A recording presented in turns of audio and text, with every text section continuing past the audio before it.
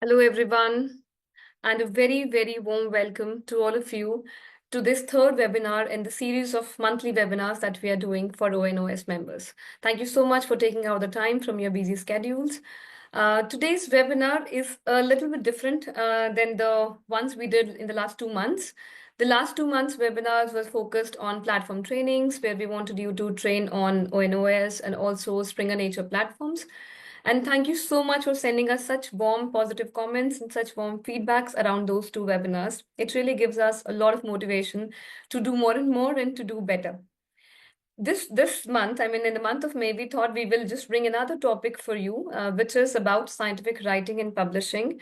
And I'm really glad that I was able to secure Natalie Jacobs, the executive editor, journals at Springer Nature. She's from the Applied Sciences and Engineering. And she's there with us today to take the entire session on scientific writing and publications and much more. My name is Alpna Sidwal. You all know, I mean, many of you know, I'm sure. Thank you, the ones who are the repeat audience in this third webinar today. I look after account development activities for India and the emerging markets, the nearby countries as well. So very happy to be here. And let me quickly set the agenda for today. We have a lot to cover. You'll have to hear me for the first 20 minutes or so, and I apologize for that in the beginning. We have like the welcome introduction, housekeeping for 5 minutes that I'll do. Then very briefly, I'll take you on the steps on ONOS. And I don't want to do a live demo today because I want the time to be dedicated to scientific writing and publishing. But I will definitely tell you about certain steps and some other tools that you can use. Then we'll give it to Natalie. She'll have a 1 hour, 20 minutes dedicated session on how to structure your manuscript. And she has a lot of points to cover. And she is with Springer Nature for the last 25 years. And she brings in with her a lot of wisdom and knowledge. So I'm sure you all will be benefited from her today, from her talk. Because the session will become very heavy after the presentation. So we'll take a very short 5 minutes break after that before we dive into Q&A, question and answers. So that's the agenda. And then some housekeeping things from our side. So we have kept everybody on mute. I hope you understand because we have many people on the call today. And thank you also to the librarian community in India for promoting this session so well within their institutes. And we all at Springer Nature are grateful for your support and also for our peer researchers and faculty who are promoting these sessions within your academia and the community. We really appreciate your support, and without your support, we won't be able to conduct such a large scale, a mass scale webinar here. So we have kept everybody on mute, and please type in your questions in the Q&A section. You already have given us some questions in the registration form. We have taken a note of them. Those were passed to Natalie and she has gone through them. We have made a summary and just talk about that in a while. So we will take the live questions at the end. That's why we have kept half an hour buffered so that we can take as many questions as possible. This session is being recorded. We will be circulating the recording to you soon, maybe like in 1 or 2 days. And we also have some polls in the webinar. I request your full participation and enthusiasm as we've been showing in the past in our webinars, because these polls really give us some insights, the speaker, some insights about what kind of audience is there with us. And as I mentioned, we have kept a 5 minutes break because then it might get too heavy. But please do ensure to come back because we will have a very intense Q&A section after that. And after the webinar ends, this is the last point, but not the least one. We really take feedbacks very seriously at Springer Nature. Please do let us know how you felt about the webinar. It is just a 3-question feedback form. It won't take like a minute of yours. So please do fill it. When you close the browser, at that time, the feedback will pop up. You can answer it. If you're not able to somehow, then tomorrow or day after when you get the recording, there'll be a link to fill the survey as well. So please do that. All right. So as I was mentioning about the questions that have come in advance, so we have made a note of them. There were many questions around research paper writing. There were questions, and these are the questions that you have mentioned at the time of registration. And there were questions around the publication process, about the journal selection, access, plagiarism, ethics, AI, methodology, collaboration. So there are questions around all these topics. The ones which are marked as green will be covered by Natalie in the presentation itself. So I think that should be sorted. And the ones which are not, we will be taking them in the Q&A section. All right, so I would like to start now with the poll, because that's always I want to kickstart the session, and also gives some time for the attendees to join in who are a little late. And I also want to respect the time of those who have joined us on time. So let's do a poll here. And the poll is about where are you in your publishing journey? So it's live here with you. I request all of you to please honor my request and answer this. So are you just starting to explore publishing, or you are still working on your first manuscript, or you have submitted, you have just completed your manuscript, you're waiting for peer review, or maybe you have published a few papers. Lastly, that you are a seasoned author with the multiple publications. So let's see what I get here and what kind of audience we have today. So I'll just give some time, like some seconds more for you all. I can see the responses coming in so fast. Thank you so much for such an engaging audience I have here. And also I can see the reactions coming in. Thank you. Okay, so let me end it now because we have enough responses. And all right, so maybe Natalie, you can also see the results and just keep it maybe with you. When you start your presentation, you can have this thing in your mind that we have 37% who have just started to explore about publishing. 23 are working on their first manuscript. So this will be a very nice session for you. 10% people have submitted, they're waiting for review. 26% have published a few papers. Again, very good. I think it's always good to have attend these kind of webinars once in a while. And then we also have seasoned authors who have multiple publications. Thank you so much. Thank you all. I'm just closing this here, and I hope you're back on the presentation. So let me move ahead. As I mentioned that I will give a very brief about ONOS and the Springer Nature content accessible. I do not intend to really take much time of yours, but since this is exclusively we are doing for ONOS members, and ONOS One Nation One subscription only started in India this year, so it becomes all the more important for us to talk about it. So you all of you are now aware because you've done a lot of awareness activities. And I would say it is not only Springer Nature, now all the publishers are doing a lot of awareness activities around this. So One Nation, One subscription is an initiative by the Government of India. And its aim is wider access, I mean large access of scholarly content to the all the academic and the government institutions in the country. So there are many phases of ONOS. This is the first phase that got implemented this year, and Springer Nature is very, very happy to be part of it, part of this journey to advance discovery and to help our research community in India. If I give you a little bit idea, so we have close to 7,000 government institutions, R&D institution, academic institutions, R&D lab, which are part of this initiative, which are eligible for getting access to 13,000 full text journals from across 30 publishers. So out of which, if I talk about Springer Nature, we have close to 3,000 journals. So you guys get access to all of them. The access model is IP based. So there are two types of access from ONOS. One is like the usual IP based, that you are in the campus and you are able to access through IP. So you don't have to really log in using any password, etc. So the simple IP based that we always do. But then we also have an off-campus, which is provided free by InflibNet Center based in Gandhinagar. So if you have not already established the off-campus, please do that. You have to write a mail to support ID at ONOS, and they will enable your remote access as well. It's given through like a shibboleth remote access setup. It happens like that. Now, this is a little bit about ONOS. Now, how to access? Very simple, 3 steps. So the first step here, institutional registration, is for the nodal officers or the librarians. You all have to go and do the institutional registration on the site. Next comes the role of the user who wants to access the resources, and then is the normal access. Now, everything is written on the website, how you have to do. Please go on to this website, onos.gov.in. You will get a lot of resources there. Even Springer Nature, all the reputed publishers have also posted their platform training guides, their tutorials, all of that over there. There's a good list of FAQs as well, which you all can benefit from.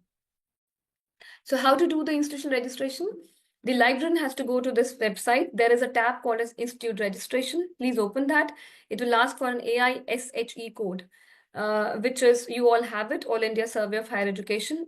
For R&D labs, I understand you don't have this code yet, but it is a mandatory process for ONOS registrations. Hence, you have to apply for that code using that site, which is given at the bottom of this particular slide. So there is this website, aishe.gov.in. Please apply for your code, and then you can register.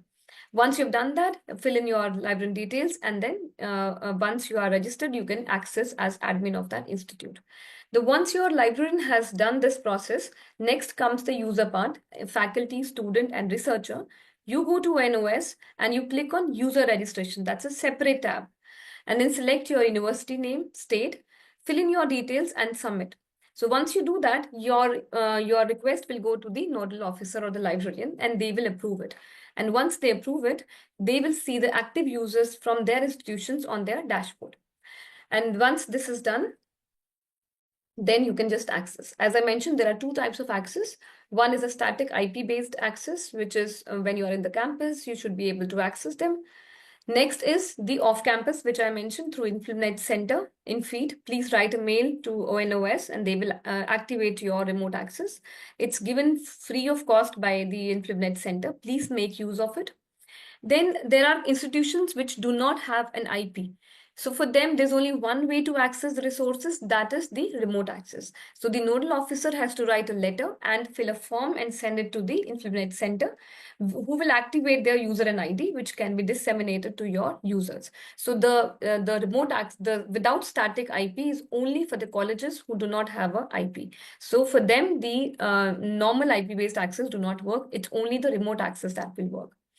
Now, existing government consortia, so there were many consortia in the country like ESS, DELCON, DBT, DRDO, HELNET, and so all these consortia have been seamlessly transferred to the ONOS site, so you do not need to do anything. You will get access as you were getting. The only difference is now you will get access to a larger pool of resources. So that is all as far as the ONOS registration and all is concerned. For any issues, you have to write to the support ID at ONOS, which is given here. And if there is any problem around Springer Nature content, please do write a mail to us. All right, Springer Nature. Now, this was ONS coming very quickly to Springer Nature. Who are we?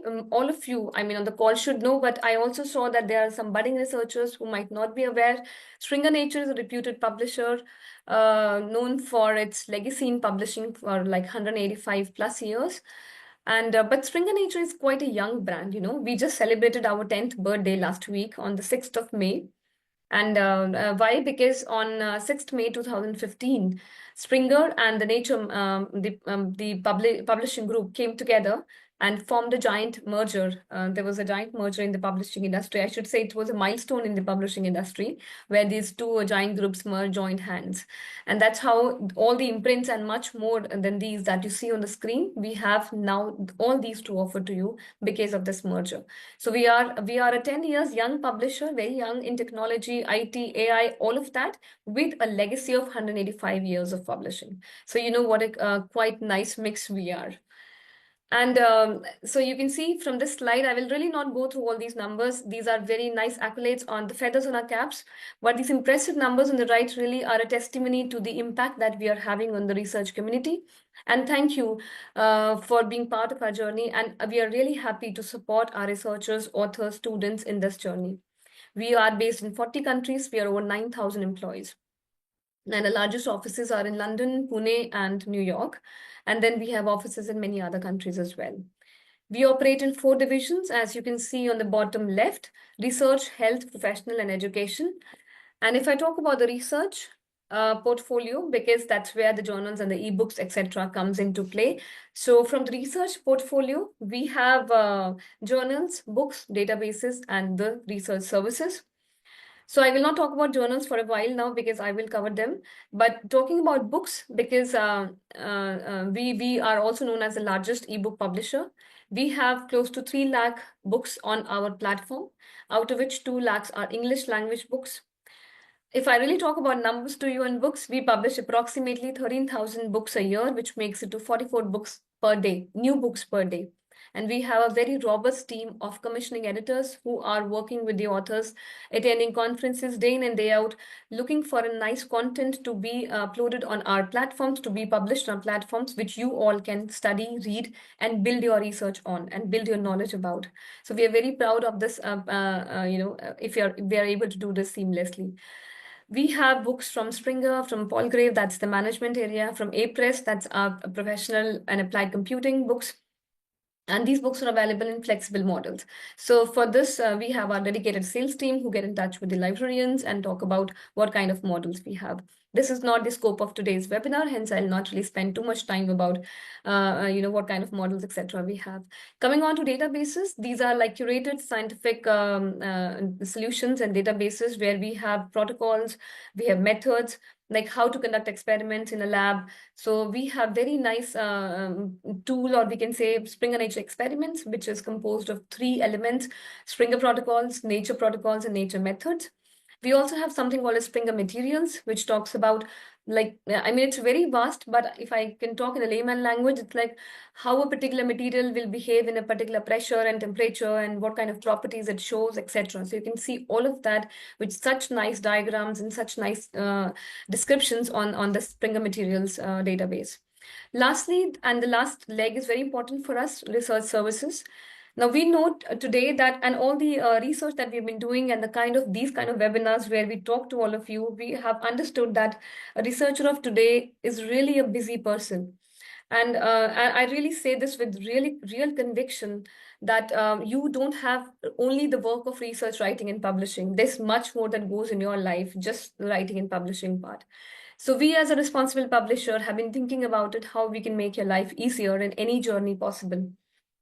Hence, we are really investing in this research services leg, and we have come up with, for example, out of here, I can talk about Nature Masterclasses, where a group of nature editors have written some curated content about not only writing, publishing, but also on matters like how to attend an interview, how to prepare for an interview, how to network, how to, like how to do the data study for your research methods, etc. So there are like 24 modules in one package, which is now available as part of library subscription. So there are many such things that we have been doing.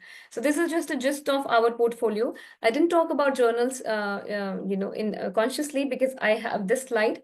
So why I've kept a next slide for journals, because journals is something which is available to you all as part of ONOS. Now, what journals we have? You see here, we have academic journals on nature.com, ADIS journals, BMC journals, Nature Portfolio, Palgrave Macmillan, Scientific American, Springer journals, and Springer Nature journals.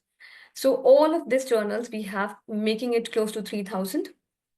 And we have some very nice performing journals as well in our portfolio. You all know the Nature brand. It carries its own legacy. So all of those journals are part of our package. And this is about Springer Nature. But now the important part is what is available to ONOS members as a part of the scheme, this initiative. Now, what is accessible to you all? Okay. It is all the Springer Nature journals. So all Springer Nature journals with back files access from 1997 is available to you.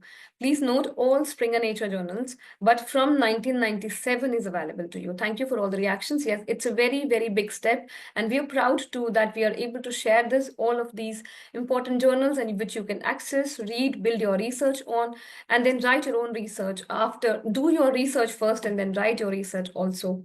Reading these journals. One thing I always say in my sessions, in my talks, is that reading is really important. Of course, after reading these journals, you get to know the information about your particular topic, your particular research area. But one more thing that you gain is the way of writing these articles. When you read more, you know how this journal is accepting, what is the trend of this journal, what kind of writing this journal is accepting. So that also helps you a lot. Hence, reading is paramount important in a researcher's life. Now, where are these journals accessible? Of course, you can go to ONOS site and you have a search bar there. You can type in the keyword and then see for all the journals yourself. There is a segregation by publishers also. But if you want to go to our site, that's also possible. The Springer journals, Palgrave and Adis, are available on link.springer.com, and the Nature journals are available on nature.com. See, it's not that the Nature journals are not on Springer. So the article level, everything is available on Springer Nature link. But if you want to see the home page of a Nature journal, for that, you have to go to the nature.com site. Otherwise, everything is syndicated on Springer Nature link. You type a keyword, you will also get articles from Nature on Springer Nature link as well. That's the latest development that happened in October last year. This is how the platform looks like. Since I said today I will not be taking you live, we have done past 2 sessions about Springer Nature link, which are dedicated sessions on that. So today's the scope is not that, but this is how our platform looks like. Now, this slide I really built. Why? Because after doing these 2 sessions in March and April, there were like common queries which were coming up. So then I just thought I will clear them here in this session so that it caters to those as well. So the first query was like which kind of institutions are part of it. So as I mentioned, in the first phase, which is started in January 25 till December 2027, only government, the central as well as state, higher education institutions, the central government R&D labs and institutions are all part of ONOS in the first phase.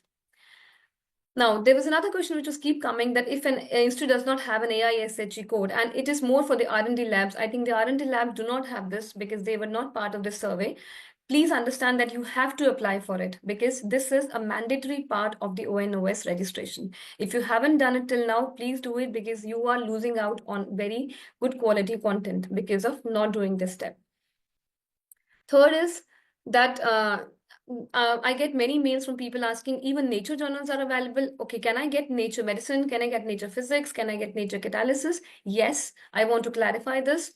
All Springer journals and all the nature journals, nature branded, nature review, academic journals, nature partner journals are anyways open access, but all the nature research and the nature review journals are part of it. Nature electronics, nature sustainability, nature physics, nature methods, nature medicine, all of it is part of ONOS. You can access all of them.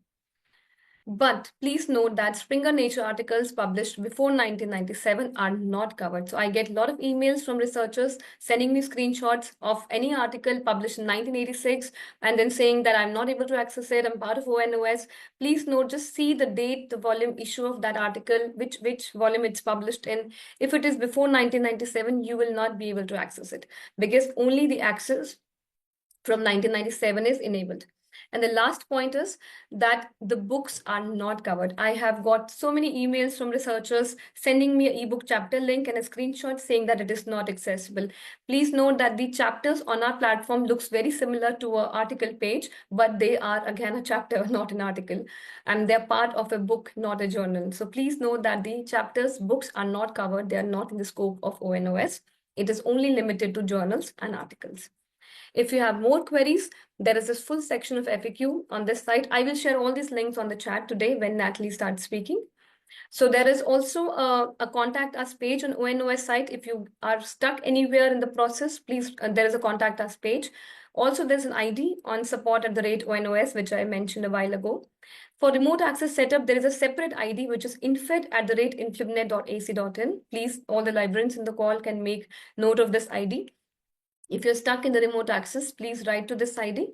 These are about ONOS queries, but if you have queries related to Springer Nature, please send a mail to onlineservice@springernature.com. Else you can write to me at alpana.sagwal@springernature.com and I'll try my best to answer your queries on time. 2 webinars we've done already. These are the topics and titles. These were only dedicated on the platform trainings. Many of you were on the call, I think, where we talked about how to become a smart researcher, Boolean operators, how to generate smart keywords, and these were very well taken by the community, our attendees, and we got very nice feedback. So the link to watch recording is here. I will again post them on the chat, and I'll also share the link to this slide deck so that you have everything with you. So that's all from my side. I think I was on time. And now I am very happy to now invite Natalie. She's joined us from the Netherlands office. She has been working with Springer Nature for the last 25 years, executive publisher responsible for publication of applied sciences, journal portfolio, and as I mentioned, she's in Netherlands. She leads these kind of author workshops in English and Spanish all over the world. Scientific publishing has greatly evolved in the last few years, and Natalie can bring you up to date from her vast experience. And she enjoys engaging with authors and the potential authors. So I can really can't thank enough her. She's such a busy resource we have, and she has been supporting us always to conduct these kind of sessions. And she comes with a wisdom of knowledge which she can share with you today. So I hope you all make the most of the session. As I said, any questions you have, please feel free to write in the chat. We'll try our best to answer them. So over to you, Natalie, now. The virtual stage is all yours. Can you share? Yes. Yeah, can you see it? Yes, we can. Yeah, but it's not moving. Not yet. No, it's not moving. It's not working. No problem. Maybe you can just try again sharing it. Stop share. Yeah. I would like to mention that we practiced this before the session started and then it worked. So yeah, this is Murphy's Law. That can happen always. Technology never ceases to surprise us. Let me see. It's coming up, and now you can do the Now it is working. Now it is working. Thank you for your patience. No problem. Okay, thank you for the introduction, Alpana. I'm really happy to be here with you today. And yeah, as Alpana said, I will first give a presentation, share some slides. We will also have some polls, and then we will have a 5-minute break. And then, of course, there is time to answer any questions that you might have. We might be able to answer questions after the session, and it could also be that we have to answer some of your questions afterwards, or maybe I can send you some extra information through links, but we will see how things go. I have prepared an agenda for today. First, I will introduce myself and I will try to answer the main question of this session, why you should publish and why in English. I am based in the Netherlands and the office in the Netherlands. And of course, for me, it would have been much easier if I could give this session in Dutch. We speak Dutch here. But if I speak in Dutch, you won't understand me. And the same happens when you publish a paper. English is the language of science, and people all around the world want to know what you are doing. So it is best to publish in English, but we will talk a bit in more detail about that later. We will talk about a logical manuscript structure, an efficient publication strategy. We will, of course, talk about research integrity, because this is a topic that is becoming more and more important. We will talk about a successful journal submission, about artificial intelligence, and as I said before, there will be time for questions and answers. As Alpana mentioned, I've been with the company for 25 years. Actually, I got flowers yesterday, and this month is my 25th anniversary. So yeah, I'm really happy. And during all those years, I've seen what one should do and what one should not do when you start publishing or when you are writing a paper. So I hope to be able to share some of my experiences with you. And of course, I will share some real life examples. I'm responsible for an applied sciences journal portfolio, but I would like to mention that this session will be a general session about publishing in general. It will not focus on applied sciences only. And I've included some of my journals here on this slide. Maybe you know them, maybe not. Feel free to have a look at them after the session. So now that we have the first poll, and Alpana, maybe you can help to run the poll. And my question here is, if you have already published with Springer Nature. We saw earlier in the other poll that Alpana did, that 37% is still looking to publish, and only a few of you have already published or are in the process of publishing. So now my question is if you have already published in one of our journals. And here you can choose between yes or no. Yeah, so I'll just give a couple of more seconds, and then I'll close it and share the results, Natalie. Sure.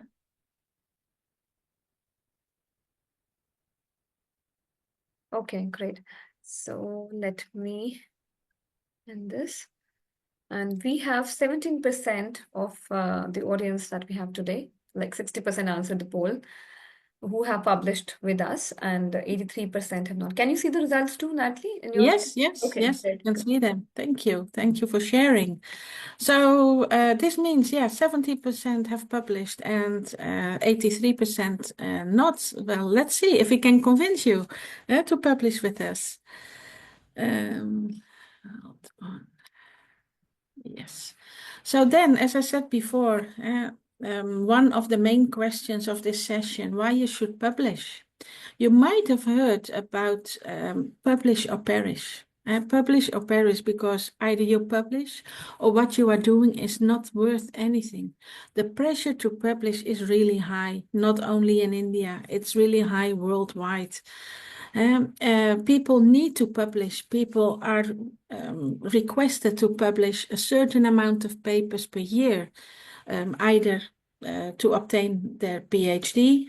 In some countries, you have to have published a certain amount of papers to be able to obtain your PhD, or maybe you want to become an associate or a full professor, and then again, you need for this promotion, you again need a certain amount of papers. The pressure is really, really high, and this is where publish or perish comes from.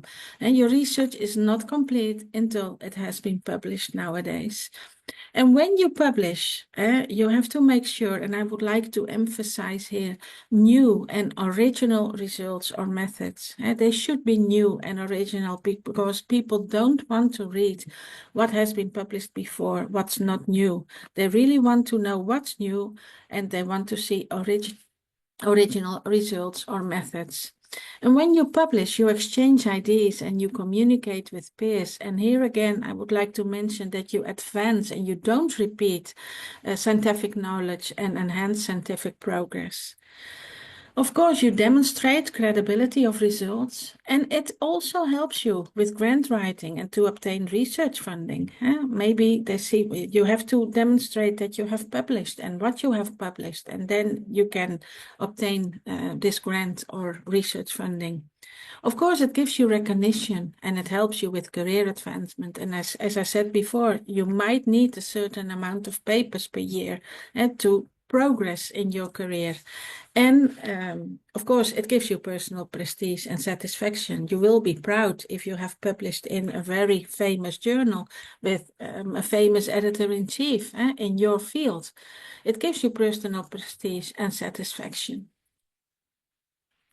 And then, of course, the other question, why in English? As I mentioned before, English is currently the international language of science, and it fosters international collaborations. It could well be that you have published a paper and that there is someone here in the Netherlands or in the UK or in the US that sees your paper and says, hey, I'm doing something similar.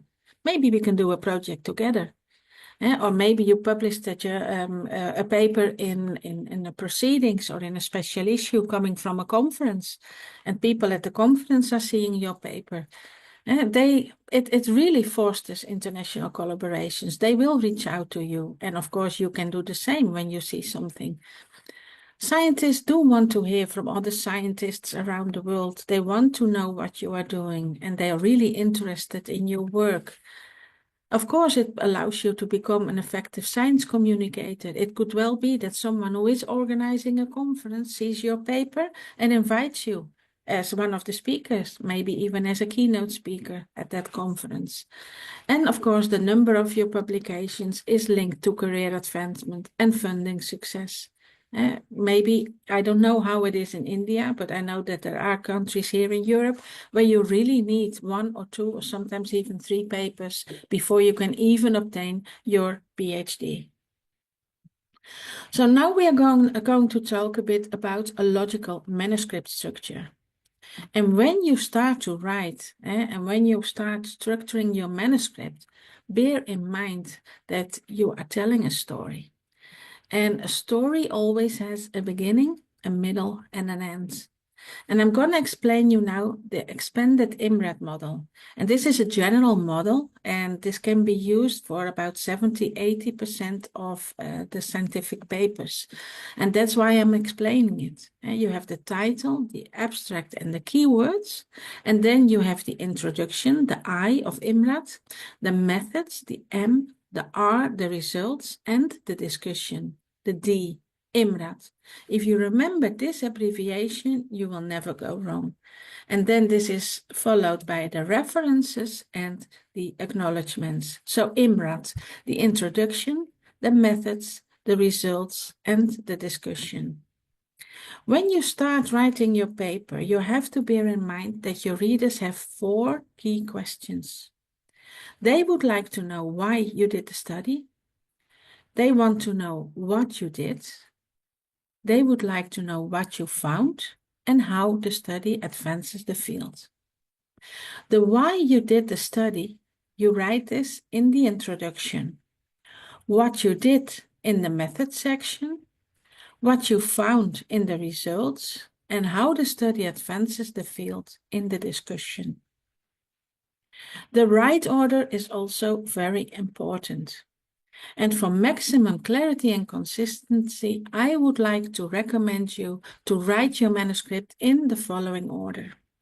The methods and the results, you write these during the research. So while you are doing your experiment, you write down the methods that you are using and the results that you are obtaining. Even if the results are negative, you can write them down, because other people can learn from it. And be careful when you write down the methods, because other people should be able to reproduce it. So write it down carefully, don't make any mistakes, and write this down during the research, during the experiments that you are doing. Then the introduction and the discussion, you write these after selecting your target journal. And now you might say, why after selecting the target journal? Well, each journal has its own homepage. The journals of the major publishing companies, I would say in this case, they have their own homepage. And on the homepage, you will find the aims and scope, and the aims and scope covers what the journal is about. And make sure to read the aims and scope before you submit. This way you make sure that your paper is really suitable for the journal. And then of course it doesn't get rejected right away. And there's also instructions for authors or author guidelines. And before you start writing the introduction and the discussion and the other parts of your manuscript, make sure to read the instructions for authors. Because it could well be that it says that maybe the introduction or the discussion should not have more than 100 words. And then if you submit an introduction with more than 100 words, your paper is rejected right away. And there could be other things mentioned. Maybe your paper shouldn't have more than 15 pages. And then if you send 20 or 25 pages, your paper will be rejected. And not because of quality, but because of not following the guidelines. And so it is important to read the guidelines or the instructions for authors before you start writing the introduction and the discussion. Then the title and the abstract, you write these last. And I would like to mention, I just told you that I've been with the company for 25 years, so this says something about my age. So I'm a bit old-fashioned and I still print things. And I know I shouldn't print, but I'm old-fashioned. And if I write an article, I write the article, I print it, and then I put the article next to me. And then I start reading my article. And while I read my article, I decide on the final title. Of course, when you start writing, you can work with a draft title. But once you have written your whole paper, then you decide on the final title. You write it last, and this way you make sure that your title is really appropriate for the paper. Same with the abstract. You have the paper, you start reading it, and while you read your paper, you start writing your abstract. And this way you make sure that everything that is in the paper is also mentioned in the abstract. Because if you start writing the abstract first, it could well be that in the end you mention something in the abstract that is not mentioned in the paper. And by doing it this way, you make sure that everything that is in the paper is also covered in the abstract. Now, as I said, I'm old-fashioned. Maybe you are more modern and you're working with two screens. That's also an option, of course. And then what you can do is that you write your paper and you put it on one screen, and on the other screen you start writing your title and your abstract, and then you don't have to print anything. The titles are really important because the title is the first thing that people see. People don't go to a journal homepage anymore to find articles. They go to Google and they start searching with keywords.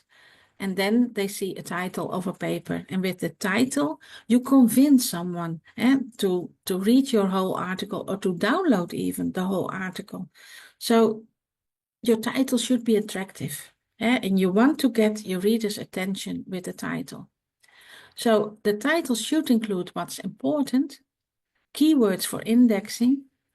The words in the title automatically become keywords, and it should be concise. The shorter, the better. If possible, less than 20 words. And I would say don't use commas. Because if you start using commas in a title, the title becomes too long. And if it becomes too long, so the reader who finds your title stops reading. So what's important? Keywords for indexing and concise. It should be concise. The shorter, the better. And if possible, less than 20 words.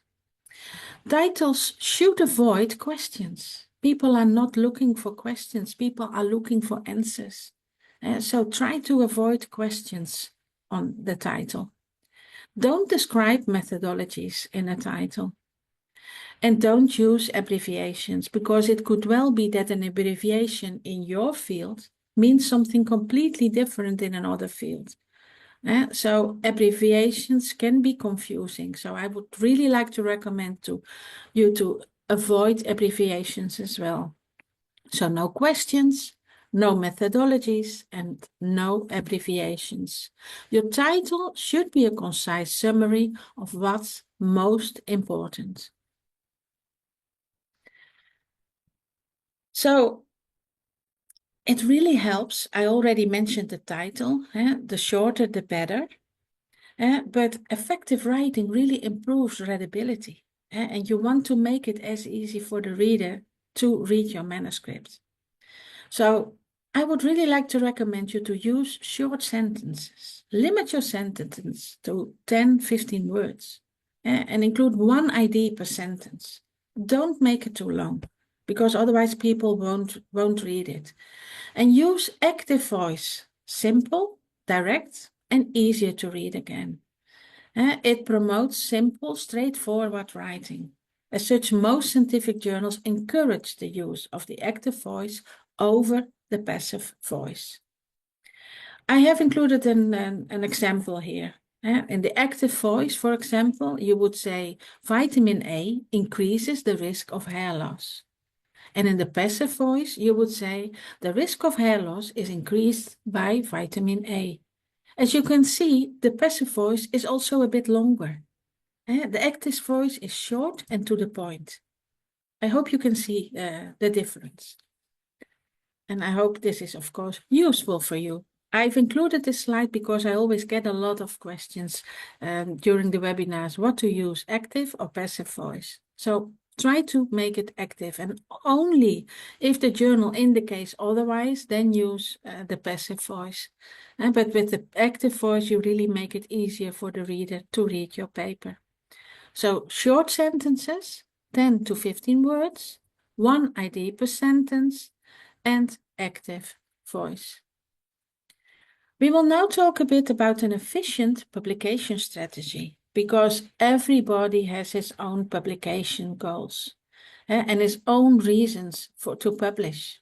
But everybody wants to publish quickly and have impact in the field. I get a lot of questions every day from people.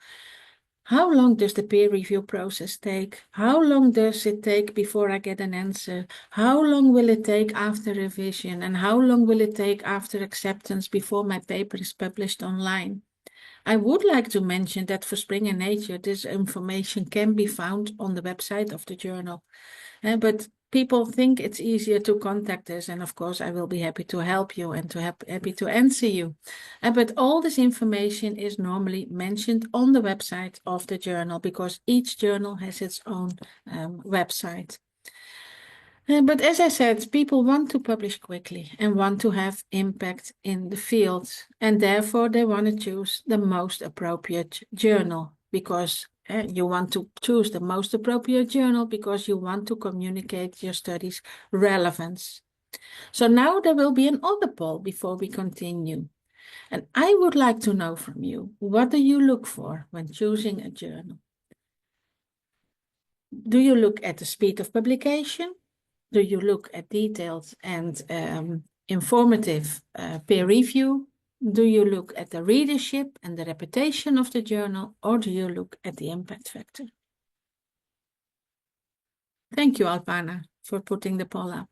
Yeah, Nandini.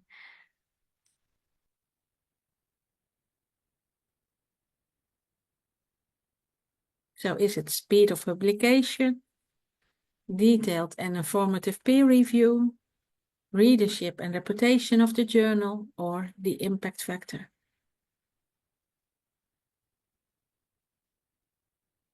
Okay, so I will close it because we have enough responses. Let me just share. Okay, so here are the results, Natalie. 33% say speed of publication. The maximum votes are for impact factor. Yeah, I was expecting that. Yeah, followed by the reputation and the readership of the journal, and then the speed, and then the detailed and informative peer review. Very Yeah. close. Yeah. I get a lot of questions, as I already said, about speed, about the speed of publication, how long the review process takes, and how long it takes before a paper is published online. And this, of course, is because everybody has its own needs, because maybe they have to publish 2-3 papers per year, and then they need to know the speed of the review process. But I also get, and especially now in May, June, I get a lot of emails regarding the impact factor. Did the impact factors come out? Did it go up? Did it go down? So yeah, what I'm seeing here is not surprising. And most of the people look at the impact factor, and this is also something that I will.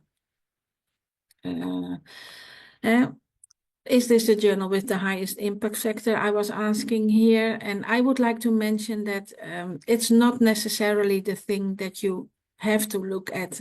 Other items, as I just mentioned in the poll, are also important. And I would like to explain you why. When you choose the most appropriate journal, you want to choose the journal that will best reach your target audience to maximize your impact in the field and not the impact of the journal. And I will give you an example now to explain you why you can also look at other things than just the impact factor.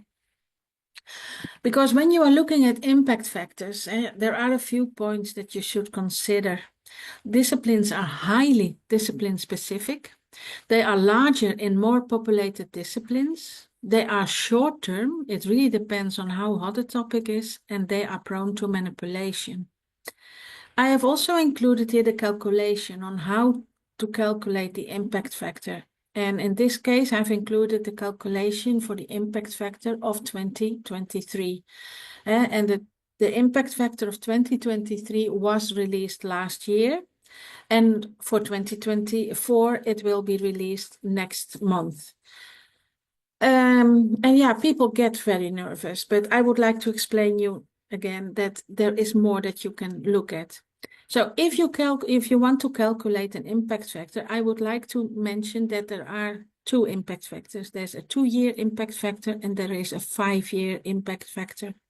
Most people and most universities, however, look at the 2-year impact factor. So to calculate the impact factor of 2023, you take the number of citations in 2023 to articles published in 2021 and 2022.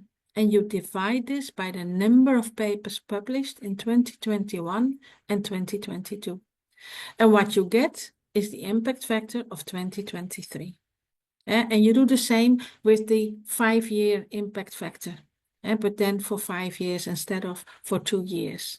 But as I said, most people still look at the 2-year impact factor. And now I would like to give you an example where I would like to show you that a lower impact factor doesn't always mean bad quality. Let's assume that we have a journal, and this journal publishes 4 issues per year. And these 4 issues, just to give an example, consist of 10 papers each. So we publish 40 papers per year. This journal is very famous. It has a very high rejection rate, and a lot of papers are rejected. The editor-in-chief is a Nobel Prize winner, and the editorial board members are also very famous. Now the journal is receiving fantastic papers. There's no reason to reject these papers. So the journal is accepting more papers.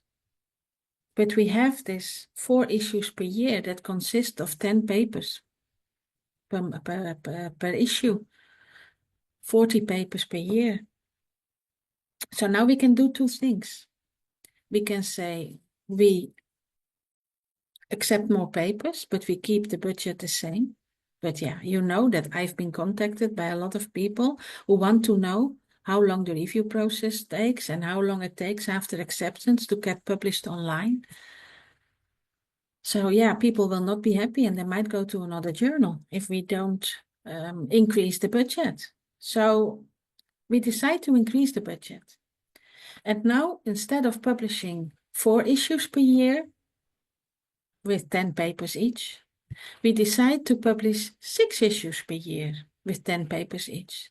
So now, instead of publishing 40 papers per year, we will publish 60 papers per year. Now have a look at the impact factor calculation. What do you think will happen? You take the number of citations, in 2023 in this case, to articles published in the 2 previous years, and you divide them by the number of papers published in these 2 years. So what happens? Well, in 80–90% of the cases, the impact factor goes down. And because we published 20 papers more than in previous years. So in this case, I would really like to explain to you, the impact factor didn't go down because of bad quality papers. It went down because we published more. So if you see that an impact factor of a journal that you are considering for your paper has gone down, have a look at the journal. Did it publish more in the last couple of years? If so, there is nothing to worry about. It's just because the journal published more papers, and normally the second year the impact factor goes up again. So there is a reason for which this impact factor went down, and it's not because of bad quality. So have a look at the journal if you see that an impact factor goes down. When you choose the most appropriate journal for your paper, you have to ask yourself where the findings are relevant. Is it worldwide? Then you can choose an international journal to reach a worldwide audience. Or is it locally? Then you can choose a regional journal to reach a local audience. Maybe you are doing research on a plant that only grows in Chennai. And the plant is only growing in Chennai, nowhere else in India and nowhere else in the world. But you are doing research about it. But then what you can do is choose a local journal. Because nobody else will know about the plant. So then you can choose a local journal. But if you are doing research on roses or on tulips, that we have a lot here in the Netherlands, and then of course you can choose to publish in an international journal, because these flowers grow in other countries as well. You also have to ask yourself the question, for whom are the findings relevant? Is it for your field only? Then you can choose a specialized journal to reach readers in your field. And here, for example, I have chosen a journal that is only focusing on glass. I could have chosen for a journal on materials, which is broad, but I'm only focusing on glass, and I really want people to focus on it in my field only. So then I choose a specialized journal that is only focusing on glass. But it could also be that what you are writing is interesting for your and other field. Maybe it's interdisciplinary research. And then you can choose a broad focus journal to reach readers across disciplines. And for example, here I have included Discover Applied Sciences that covers a lot of disciplines. You can also ask yourself the question how much accessibility you need. And you can choose for a subscription journal. And subscription journals are now hybrid. Only academics normally with access to the journal can read your article if it's not published with OA. We call subscription journals hybrid now, and most of the subscription journals are hybrid, let's say 90% of them. And we call them hybrid because in subscription journals where you could in the past only publish in a traditional way, not paying anything, you now have the option to publish in the traditional way, not paying anything, or with open access. So it could well be that 40% of the articles in a subscription journal is open access and 60% is still in the traditional way. And if you then don't have a subscription, you are able to read the open access articles, but you are not able to read the articles that were not published with open access. So this is what a hybrid journals really means. So you can choose for a subscription journal where you have the choice to publish with open access or not, but you can also choose for a fully open access journal. And a fully open access journal research is available to everyone worldwide.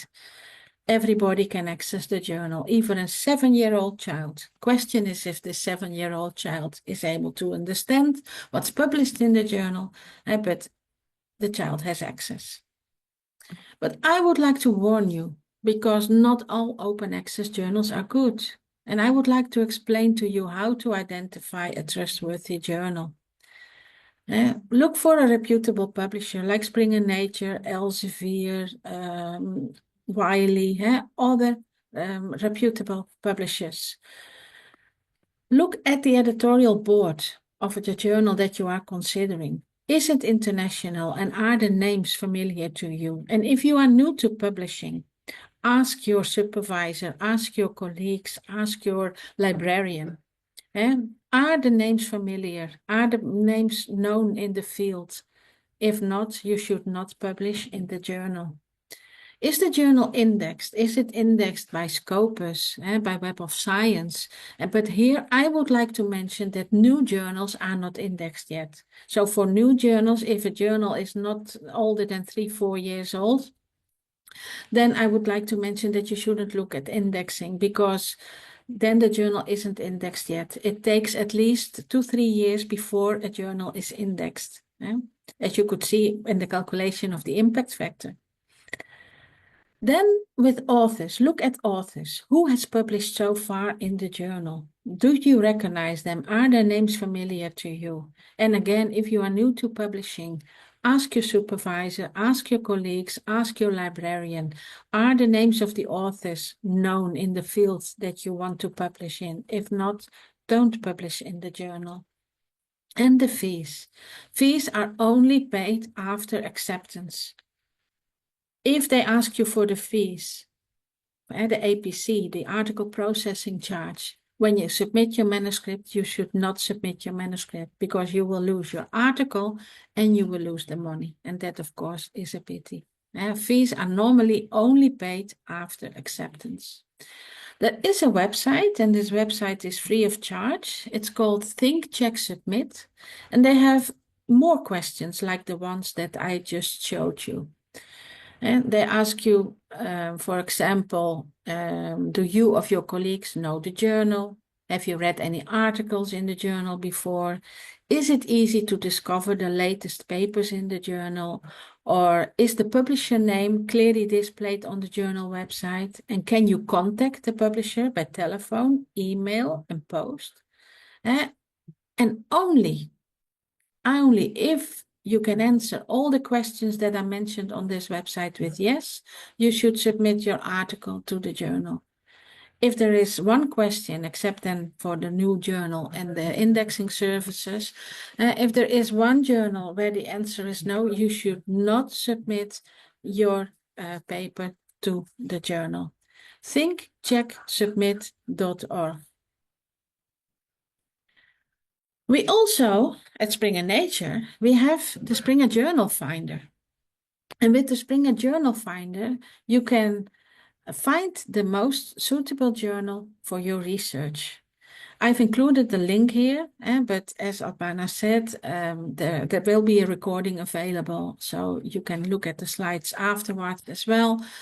With the journal finder, you can find the most suitable journal for your research if you are new to publishing and if you want to see which journals could be suitable for your research. The journal finder looks at, for example, your abstract. You enter keywords, you enter your abstract, and then the tool, the Springer Journal Finder, will find the most suitable journal for your research. It could well be that it finds one journal and maybe it finds 3 journals. But yeah, we launched it. We had an other tool before, and then we worked on the tool and we relaunched it. I think 6-7 months ago, and people are really, really happy with this tool. So I hope you find this useful as well. And now we will have another poll.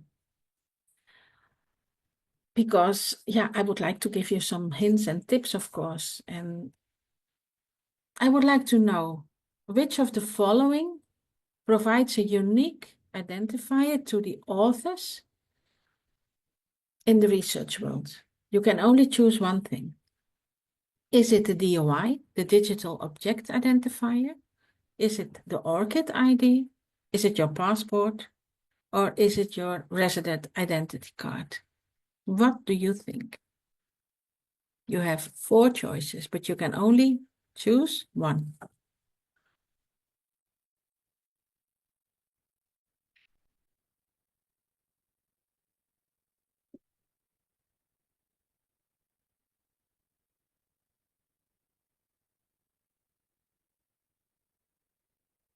Right, so I'm closing this poll, and we have quite an intelligent audience here, Natalie. So here are the results. Okay, thank you. Yeah, it's the ORCID, indeed. Yeah. It's the ORCID, and I will talk about it a bit now. The DOI, the Digital Object Identifier, is the number that your manuscript has.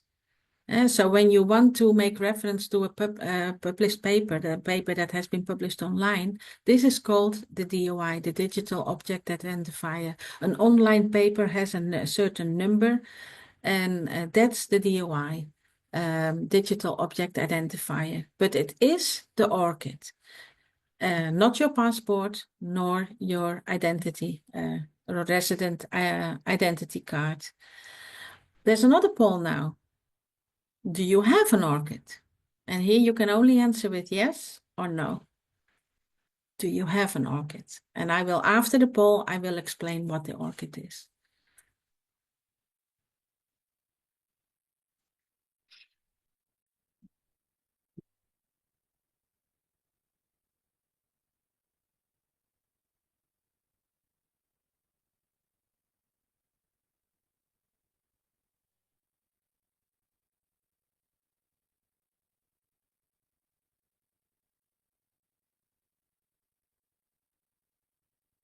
All right, so here I have, and I'm closing this poll, Natalie.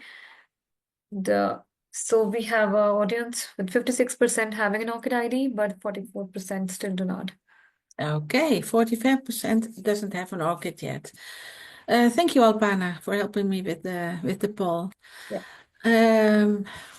So what is the ORCID? The ORCID is the Open Researcher and Contributor ID. And if you don't have it yet, I would really like to recommend you to request it. I've included the link where you can register for your own digital identifier. It's really easy. You register, you add your info, and then you can use your ORCID ID. I don't know how it is in India, but I will give you an example for Spain or South America. In Spain, for example, and South America, people have two last names. And people are sometimes not really consistent. They publish sometimes with the two last names. Sometimes they use the first last name and the first letter of the second last name. Sometimes they use the first letter of the first last name and the full second last name. And this makes it easier for both for them and for the university to see all their contributions because they were not consistent as an author with the use of their last names. So now with the ORCID, all their publications are together. People can recognize all the publications of these persons, even if they are not consistent and not using, either both last names or one last name. It also helps, for example, with women like me here in the Netherlands. Again, I said I'm old-fashioned. My name is Natalie Jacobs, and Jacobs is not my last name. Jacobs is the last name of my husband. I would say that nowadays a lot of women don't get the last name of their husband anymore. But when I got married, I was proud to wear my husband's last name. That was normal back then. Times have changed, but I would like to give it as an example because, for example, I could have published with my own last name before I got married. And then I would have continued with my publications with my husband's last name. And then, of course, both the university and people wouldn't recognize me because they didn't know me with my husband's last name. And here again, with the ORCID, both the university and people would see that it is me, that it's really me, and that I changed my last name because I got married. There are a lot of journals out there now where you can even submit with your ORCID. When you submit a paper, it's important that you make sure that there are no spelling mistakes in the name. And I can tell you that there's a lot of people that still make mistakes when they submit in their name. For example, my name is written with TH, Natalie, and there's a lot of people with the same name that forget the H or forget the last E. And it's really true. But if they submit with an ORCID, they make sure there are no spelling mistakes. So this is already something that helps as well. So I included the link, orchid.org, and you can register and you can obtain your own digital identifier. And if you don't have it yet, I would really recommend you to obtain it. So once you have found the most appropriate journal and you have logically organized your manuscript, you are ready to submit. So now we will talk about successful journal submissions. When you submit your paper to a journal, bear in mind that journal editors are really busy. Most of them are not full-time journal editors. They are full-time professors, department heads, deans, and they're only journal editors when they have time. So you are competing with many other researchers for the journal's editor's limited time. So you want to make it as easy as possible for them when you submit your paper. First impressions are important.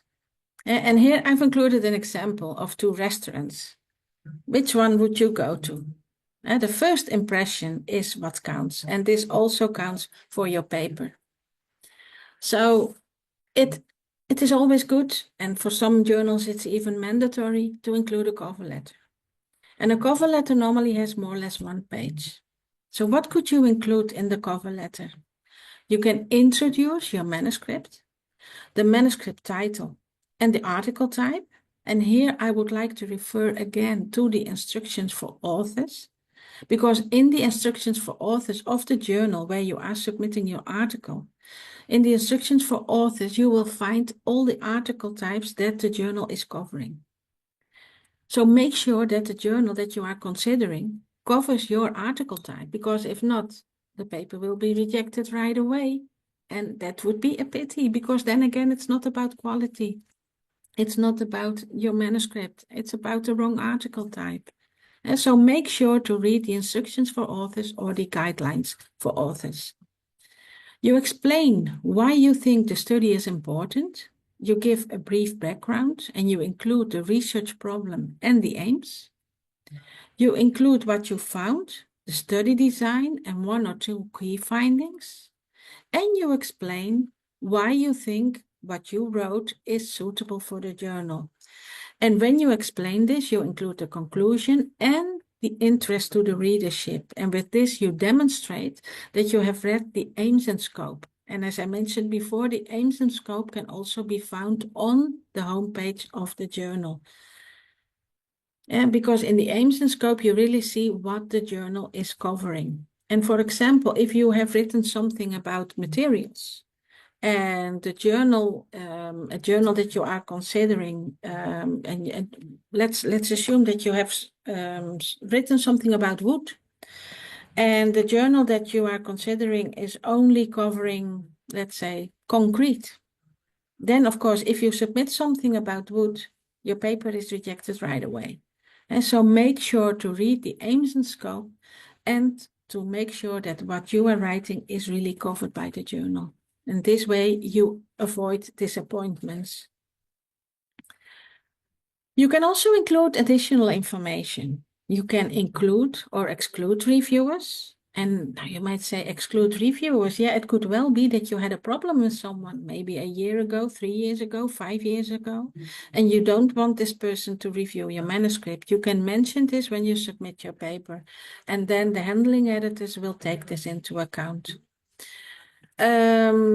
Including editors or reviewers doesn't mean that the paper will be reviewed by the paper that you have included. Some people, some journals don't accept this because there could be a conflict of interest, and some journals do allow it. That's why I mentioned it here. And then last but not least, publication ethics. And now we will talk a bit about publication ethics, because it's really important that you mention that you followed publication ethics, that you didn't do anything unethical, and maybe you're not aware of it, that you did do something unethical. And that's why I want to talk about it a bit now. Before I continue, if you don't mind, I will close the window here because I'm at the office and there is some background noise. People are outside. It's lunchtime here in the Netherlands. And I don't want you to be disturbed with the people outside. So I will close the window and then we will continue. Thank you.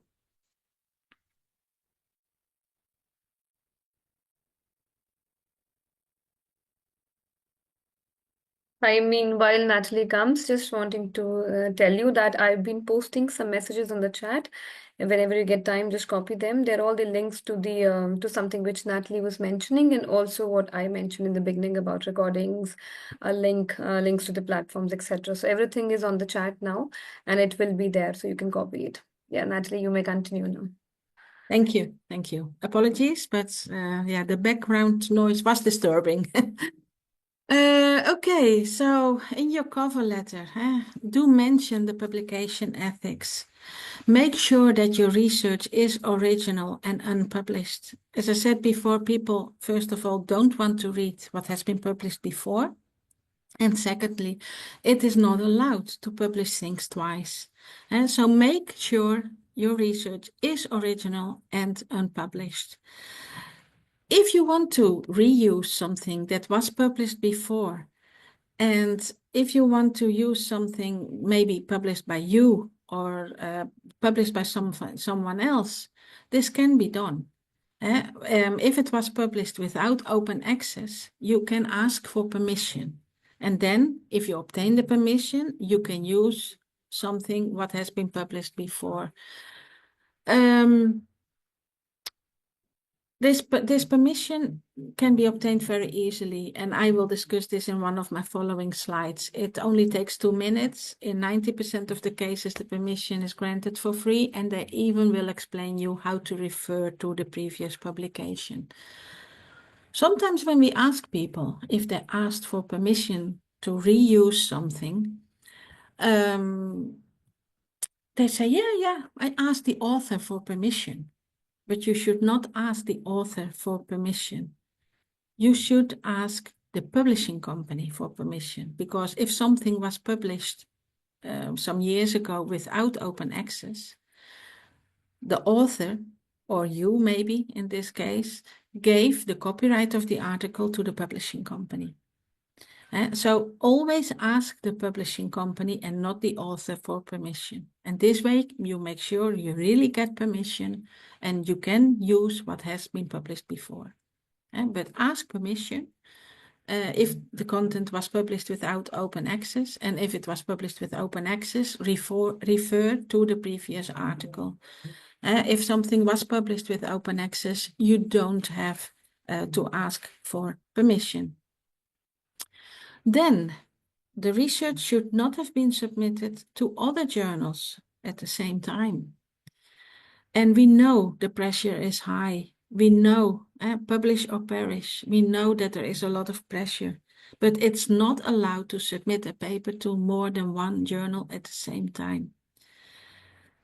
We saw that people were submitting to more than one journal at the same time, and now all the major publishing companies like Springer Nature have specialized teams.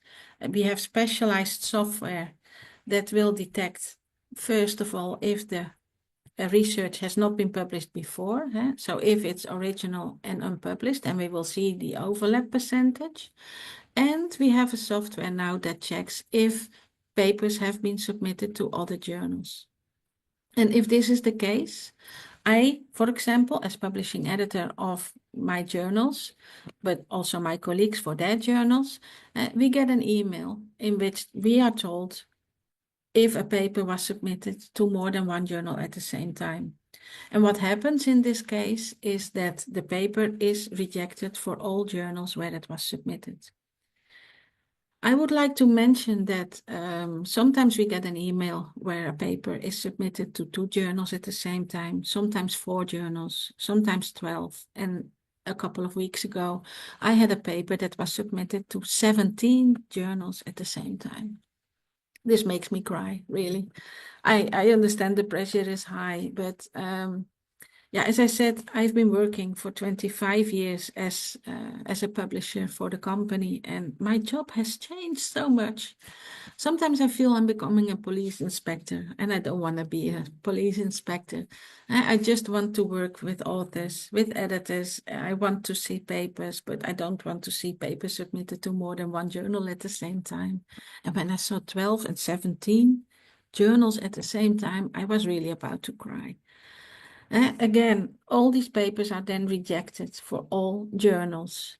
Of course, we can only check this for our own journals. And sometimes it happens that people have submitted to, for example, an Elsevier journal and a Springer journal. But sometimes we also find out here because then it could well be that it's sent to the same reviewer. And the reviewers are specialized in certain topics. And if you have submitted something on a certain topic on which only a few people are specialized, it could well be that the paper submitted to the Elsevier journal and the Springer journal is sent to the same reviewer. What happens then is that the reviewer sees this and then he says, I've seen this paper before. Let me look. Oh, yeah.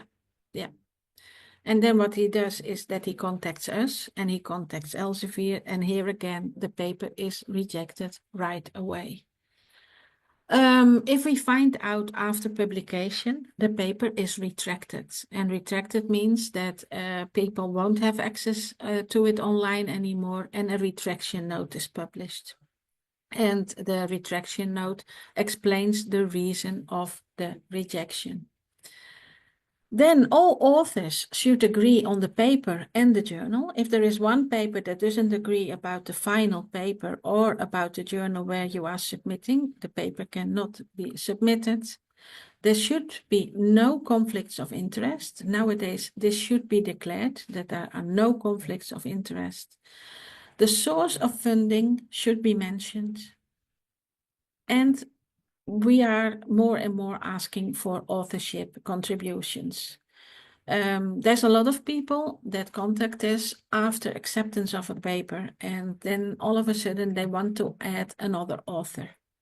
And we always ask for an explanation because we think that you know who contributed to a paper when you submitted your paper. So if we are contacted after acceptance and people want to add an author, we ask for authorship contributions. And if there is no clear reason for which the other author should be added, we don't accept this. In 99% of the cases, this is not accepted. I would also like to mention, maybe you have a manuscript and you're not really sure about the English, and you asked someone to check the English, to improve the English of your manuscript. Sometimes people give this also as a reason to add someone as an author. Here again, we don't add this person as an author because this person checked the English but didn't really contribute to the manuscript itself. So what can be done in this case is that the person who improved the English of the manuscript is thanked in the acknowledgement section. And this is where this person can be thanked, but not he or she should not be added as an author. So yeah, publication ethics are really important. And as I mentioned before, if something has been published without open access, you have to ask for permission. You have to ask the publishing company for permission because the copyright was given to the publishing company. I have put an example here from the International Journal of Material Forming, and we want to use part of this manuscript again. There is a nice table in this manuscript that we want to use again. So we go to the paper itself, and again, it can be published by me or by you or by someone else. If you want to use something again, what has been published either by you or by someone else, you have to ask for permission, even if it was published by you without open access, because you gave the copyright to the publishing company. So you go to the article then, and then on the right of the article, you see this column. And you see here with where you see the red arrow, you see rights and permissions. Well, you click there, and then you immediately go to RightsLink. And RightsLink is an external company that manages our rights, so to say. So then you already see the title of the manuscript. You see the journal. You see who were the authors, who was the publisher, and when it was published. And you also see the copyright holder. And here you can see that the copyright holder is Springer Verlag France, part of Springer Nature, and it was published in 2020. And then you can choose what you want. And then you make a selection and you submit it. And that's it. You don't even have to write anything yourself. So you go to the paper itself, you click on rights and permissions, then you get this questionnaire and you choose what you want. And normally within 24 to 48 hours, you get an answer. So it's really easy. I've included 2 pages, one from springer.com and one from nature.com, where you can find more on publishing ethics. You can find topics like ethical responsibilities of authors, informed consent. And for example, if you did an experiment that involved animals or people, you have to ask them for permission to include them. Otherwise, you cannot include them in your article. So that's informed consent. There's also information about predatory journals and references. And of course, we have interactive courses. And these courses are for free. And I've included the link here, and I've also included the QR code. There's this course, for example. This course takes only 45 minutes. It's a short course, but really helpful. And as I said, it's free. And we have one from the Nature Master classes as well. This one is a bit longer. It's 8 hours of learning, and it's 10 40-minute lessons. And it consists of 3 modules with even a course certificate. So if you want to know more about research integrity, if you want to know what is allowed, what's not allowed, you can do these courses, and yeah, they are free. So once you have convinced the journal editor that the manuscript is suitable, the peer review process starts. And I would like to mention that the peer review process is a positive process. It is really positive. A lot of people are afraid because they say, oh, they will criticize my manuscript. Don't see it as criticism. People are only trying to help you. They are trying to help to improve your manuscript. They are trying to help you to get your manuscript published. It's really positive. Don't see it as criticism.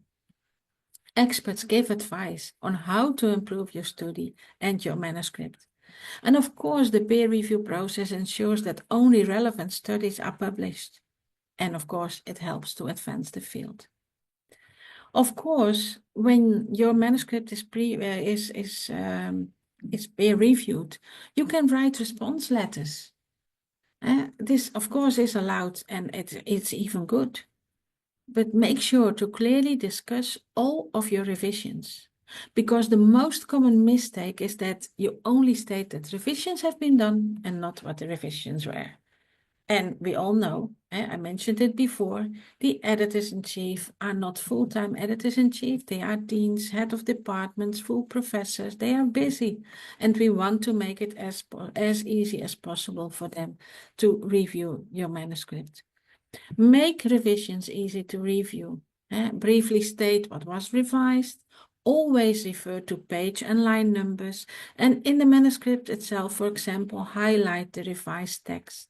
And this way you really make it easy for the editor-in-chief to see what was done. So what are journal editors looking for? They want to know if you agree or disagree with the reviewer comments. And if you disagree, why? Support disagreement with evidence, because otherwise, of course, yeah, you can say, I don't agree, but why? Why? Explain why you don't agree. It's fine that you don't agree, but support disagreement with evidence. They want to know what revisions were done, state new experiments, and how you revised the text and the figures, and explain where revisions can be found. Include page and line numbers and update figure numbers if they changed. It could well be that you updated some figures and the numbers also have been updated. Update them and mention this. We have editorial policies, and be familiar with the editor's expectations. I've included the link to our editorial policies, and there you can find information on authorship principles, competing interests, ethical responsibilities of authors, citations, confidentiality, preprint sharing. And preprint sharing is another question that I get a lot. People are not always sure if they can submit to a preprint server before they submit to a journal. And yes, you can, and we even encourage this. But you have to mention this when you submit your paper, because we have this software that detects overlap, and if it's with a preprint server, we want to know about it. You will find information about corrections, retractions, appeals, complaints, and of course, predatory journals. We also have an editorial policy on AI, because this is becoming an important topic, and developments are going really, really fast. We want you to use AI responsibly. We don't attribute authorship to AI, and we don't allow the inclusion of generative AI images in our publications. And we also ask peer reviewers not to upload manuscripts into generative AI tools. And we want people to review the manuscripts and not a tool. So please do have a look at the editorial policies when you submit to one of our journals. Make sure you become familiar with them, and of course also with our AI policies. I already mentioned some of courses that we have on publishing ethics, but we also have an author academy where we have videos, tutorials, courses, also with certificates, how to write a manuscript, the peer review process. The peer review process will be discussed in detail. And of course, this will definitely be helpful for you when you submit a paper to a journal. I've included the links. The courses, tutorials are all for free. Have a look at them. Feel free to explore. As I mentioned, we have a policy on AI authorship, generative AI images, and AI use by peer reviewers. And I've copied our policies on AI on these slides so that you can always look them up without going to the website itself. For now, I would like to thank you for listening to me. I hope to have explained things in detail. We can organize other workshops where we go more in depth in maybe the review process or in the structure of an article. I really hope you found it useful. I've included my contact details here. We have time. We will have a break now. And after this break, we will have time for questions. But yeah, if you have to leave and you have a question, feel free to contact me anytime. If I'm not traveling, I will always try to answer you as soon as possible. And if you have a question tomorrow, next week, next year, or in 5 years' time, you can always contact us. We are here to help you with your publications. And yeah, we're always happy to help you. And as I said, I'm publishing in engineering and applied sciences. But if you are publishing in another discipline, I will be happy to put you in touch with any of my colleagues who are covering that discipline. And also, we are covering journals here. But if you have any questions about book publishing, I will also be happy to put you in touch with any of my colleagues who are covering books. Last but not least, I have included some social media accounts where you can follow us. We have a group on LinkedIn that you can join if you want to. You can join us on Facebook, follow us on Twitter or now X. Feel free. And yeah, again, thank you for listening to me. And I hope you found it useful. Alpana, over to you. Thank you. Thank you, Natalie. I mean, I cannot thank you enough. And all the positive comments that I've been getting on the questions. In addition to questions, there are a lot of positive feedback coming from the attendees. Thank you. And all the reactions also prove it. I am so glad that this session was worth it. All the attendees are liking it. And now Natalie, you can stop sharing your screen. I've shared your ID with them. And now we will break for 5 minutes and we join back at 4:40 India time, which will be Natalie at your end, I guess 1:05 or Yeah, it's 1 o'clock here now. yeah, so 1:05 at your time CET and India time 4:40 around this we will be joining back. And then we'll deep dive into all the questions that you've been asking. We have enough time left for questions and I think we'll be able to cover them. Thank you. Natalie, you can also take a short break for water and all. Okay, and you want me to stop Yeah, sharing you now? can stop sharing and then meanwhile I'll Okay, just display the LinkedIn handles, etc. on the slides. thank you. All right, I think Natalie is here. Yeah. Okay, so thank you all. Let's just move ahead with the Q&A section and a couple of questions that we had received I mean, let's just quickly take Natalie questions from here, and then we have very good questions live also. And at the end, we will ask people to unmute who have raised their hands. So there are three legs to this Q&A section. All right. So one question is how to write footnotes in a research paper before publishing, which you're seeing on the screen also, Natalie, here. The About the footnotes, please follow the guidelines in the instructions for authors. As I said before, each journal has its own homepage, and there are either guidelines for authors or instructions for authors. This depends on the publishing company, how it's called, and you will find there instructions how to write the footnotes, and the instructions can be different from discipline to discipline and from journal to journal. So please do read the instructions for authors. I cannot tell you how to write them, but follow the instructions in the instructions for authors. And there are also tools that you can use. EndNote is one of them, and there are other tools that are also mentioned in the instructions for authors that you can use. Okay. Thank you, Natalie. And then there's a question about review articles. So to tell the audience, we also do some sessions about review articles, which are shorter than these ones. But maybe here quickly, Natalie can talk a little bit about a review article. Also, difference between a review article and a book chapter, Natalie. Well, first of all, the difference between a review paper and a book chapter. First of all, a paper, of course, is always published in a journal and a book chapter in a book. And for some people in some countries, book chapters don't even count as publication. In some countries, only journal papers are counted as publication. So that is the first difference. And then a review paper, a book chapter is not always a review. A book chapter can also be a chapter in a proceedings, which is a paper from a conference. A book chapter can be a chapter in a textbook. So this would be a chapter that explains how you can do something. It explains something for a class. So a book chapter isn't always a review.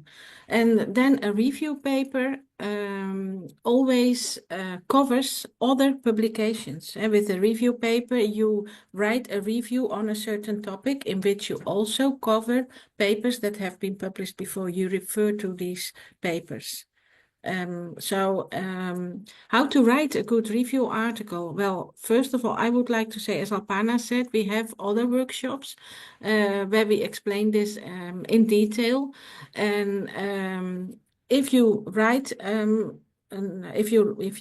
make sure first of all that the review article is covered in the journal that you are sending your article to, because not all journals cover review articles. And sometimes review articles are only by invitation. So someone who has been in the field for maybe 20, 30 years, this person is then invited to write a review article. And I would like, yeah, maybe you can take this into account. If you write a review article, yeah, when you start publishing, I wouldn't start with a review article. Maybe with your supervisor, or maybe with a person who has been in the field for a longer time. But once you have been in the field for some time, then you are the right person to write a review article. Okay. Thanks, Natalie. These points you all covered in this thing. And yeah, there was this question about AI. Would AI cover automation in writing formats of submissions, specifically Word, LaTeX, etc.? You can use AI, for example, to improve a bit the language. But do mention this when you submit your paper, but we don't want you to use AI to write the whole paper. We have software that detects this now. And we implemented this software because we clearly saw you can easily recognize papers written by AI. And we saw that we were getting papers that were written by AI, and we want papers that are written by authors. So if you use AI to improve the language, for example. Do mention it in your cover letter, but don't use it to write a whole manuscript because we really recognize it and we have a software now to detect it. Yeah. Thanks, Natalie. Okay, so in this section, so there were questions around the data and methodology. You did cover about the method section, but then Mm-hmm. there's a question about how to interpret data for research articles, how to relate the quantitative results with the vast literature, and how to communicate quantitative details in the research article. Mm-hmm. I would like to mention I have some slides on this. And what I will do, Alpana, I think that is much easier because Okay. then people can see it in one go. After this session, I will add these slides to this presentation, and then you can share the PDF. Okay, we'll do Yeah, that. I will write it down. Yeah. Okay. So I intend to share, your deck and my deck with the links plus recording Mhm. via Zoom tomorrow because I'll embed the URL in the Zoom only. So maybe if you send it whenever you have time today in the evening, your Yeah, evening, I will. so it'll be nice. Okay, and then we have some questions around collaboration and networking, Natalie. So how to collaborate with other institutes to write a research paper. Maybe you can give Mhm. some tips about collaboration and networking to our attendees who are researchers. Yeah, well, first of all, when you publish a paper, make sure after publication that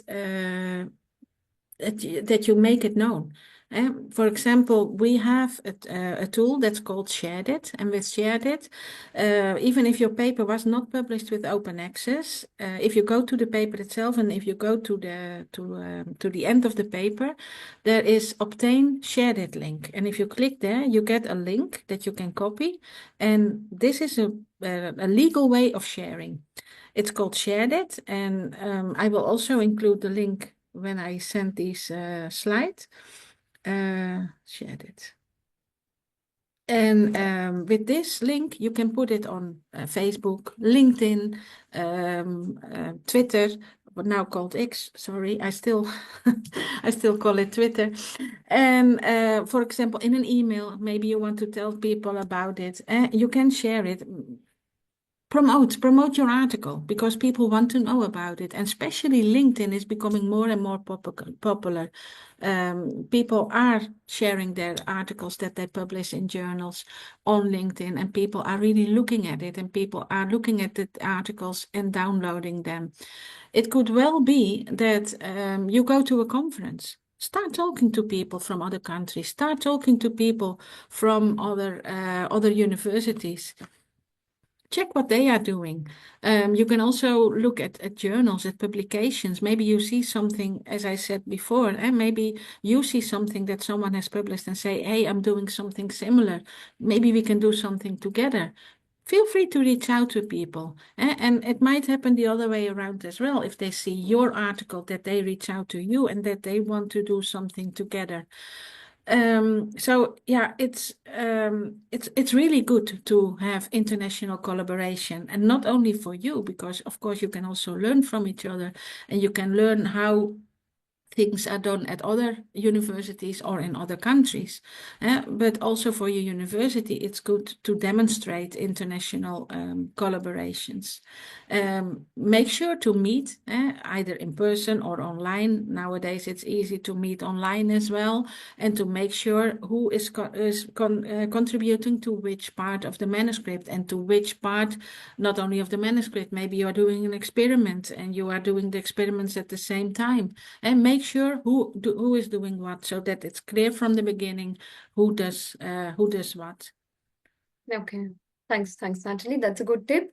And the second question talks about special issues of prominent journals. So I would like to mention here that in the last two trainings that we did talk about collections. At Springer Nature, we call them collections, not special issues.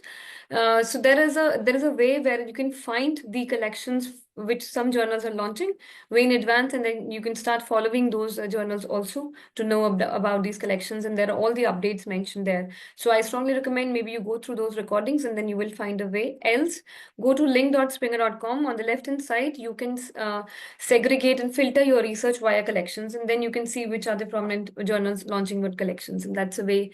And you can sign up for the alerts of these journals so you get up to date. Right, Yeah, Nat? I would also like to mention that if you go to a journal, and you are interested in that journal, if you go to the journal's homepage, if you go to articles, you can also choose collections, and then you see which collections are open for submissions, and you can submit. What we also do is that we, for many journals, we announce open collections on our social media channels. So if you follow us on social media, you will see which collections are open and when the submission deadline is, and you will find the names of the guest editors, the topic of the special issue or the collection, and what they are looking for. And so there's various ways to see which special issues are open and how you can submit or participate. Thanks, Natalie. Thanks. And then the question about how to ask and receive waivers on APC. Yeah, I would like to mention that for hybrid journals, we don't have waivers, because for hybrid journals, as I mentioned before, you have the option to publish in the traditional way or with open access. For fully open access journals, there is a section on the journal homepage where it says APC, Article Processing Charge, and if you click there, you can request either a discount or a waiver, and your request will be handled by a specific team who will look at the country where you are from and see if the country has enough funds or not. And depending on the country, they might either give you a discount, a waiver, or no discount or no waiver. But if you can explain that you have no funds, and then they look at it seriously. Some journals also have some extra waivers, and you can also contact a person like me responsible for the journal. We are also mentioned on the websites of the journals, and if we have some extra waivers, then we can also let you know and see if you are eligible for an extra waiver. Thanks, Natalie. And to add here, in India, we have an initiative. First of all, there are actually three initiatives, of which one got stopped like a month ago, but other two are still going on. So there are like pool of 64 journals, BMC, fully open access, for which we have a 75% direct discount on APCs. If you need more information, you can send a mail to us, or also it's mentioned on our website. Then, as part of the Nature Research Fund, all the 37, I think 37 Nature Review and original research journals also have full waiver on APCs for India. And there are for some other countries also, but India is also included. So you don't have to pay any APC for Nature research and review journals. But I understand publishing in Nature is difficult, but then we also have a scheme for BMC, but that has 75% discount for some selected 64 journals in fully open access. All right, then Natalie, last question on the slide before I take the live questions on the chat are how to carry independent research. Sorry. I Yeah. don't see something happened. How Yeah. to carry out independent How to- research work yeah. public? I don't understand the question, to be honest. Okay. Maybe I think it's about if they do not have any support from the university, or if then how to carry out without an affiliation, maybe, and about without funding help. Yeah, you can still publish without an affiliation, because we also publish with companies. Yeah. And there are a lot of companies out there in the industry that have R&D departments, research and development departments, where they also do research. Not all companies are allowed to publish because of company secrets, of course, but there are a lot of people working in R&D. For example, in the Glass Journal that I showed earlier, in the Glass Journal, we have people from industry publishing, and they don't have an affiliation, but they put the name of their company there. So it is possible to publish without an affiliation. Yeah. Thank you, Natalie. And then, this was all from the summary of the questions we received in advance. Let's move ahead to the live questions, and let me open the chat, the Q&A section. Try to answer some questions on the chat itself, Natalie, but there are questions which I've kept, which needs to be answered live. And let's just do, this. So I'm starting with the first one, which started at 3 or not 2 p.m. when we just started the webinar. It was from Nimish, and he asked asking how to collaborate with pharma companies to write a research article. if you go to conferences, they will be there, and you can talk with them there. Yeah. Um, to be honest, I'm working in applied sciences. We don't work with pharma. If you want to send me an email, I can put you in contact with someone who is specialized in pharma publications, and then they will be able to answer your question. But the first thing that I would say is, for example, if you go to a conference and you see a pharma company, you can, of course, talk to them there. That's why they are at the conference, to make contacts. But my colleague in the field will be able to help you further with this question.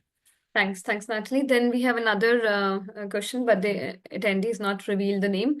They're saying that as an author, I've submitted a manuscript to one of our journals, Springer Nature, but the experience is a little less positive because the instructions weren't adequate and the editorial team is giving one correction per week. As a author, this back and forth is happening for at least a month, and I feel discouraged by this piecemeal information. So, how may I share my concern as they're doing so, as this is discouraging authors not to pursue? If you go to the journal homepage of the journal where you submitted, there is a contact page, and please contact the person that is mentioned there and ventilate your question, and they will get back to you and answer you. If these things are happening, we want to know about it. So Yeah, please do let us know. Yeah. thanks, Matt. And I would like to mention before you continue, Alpana, I mentioned that people shouldn't submit to more than one journal at the same time. Of course, if you see, I mean, now we have a complaint of someone about a journal, but if you see, for example, that the review process is in your eyes taking too long, and what you can do is contact either the person like me responsible for the journal, who is mentioned on the website, or the editor-in-chief, and you can ask why the review process is taking so long. And if the answer that you get is not plausible, is not satisfying, what you can do is that you withdraw your manuscript, and once you have withdrawn your manuscript, then you can submit it to another journal. Yeah, Uh, actually, in that so case, it's similar question is raised here as well. It's absolutely same, but not with a Springer Nature journal. But the attendees asking what should be done in this cases. I think you've explained it well.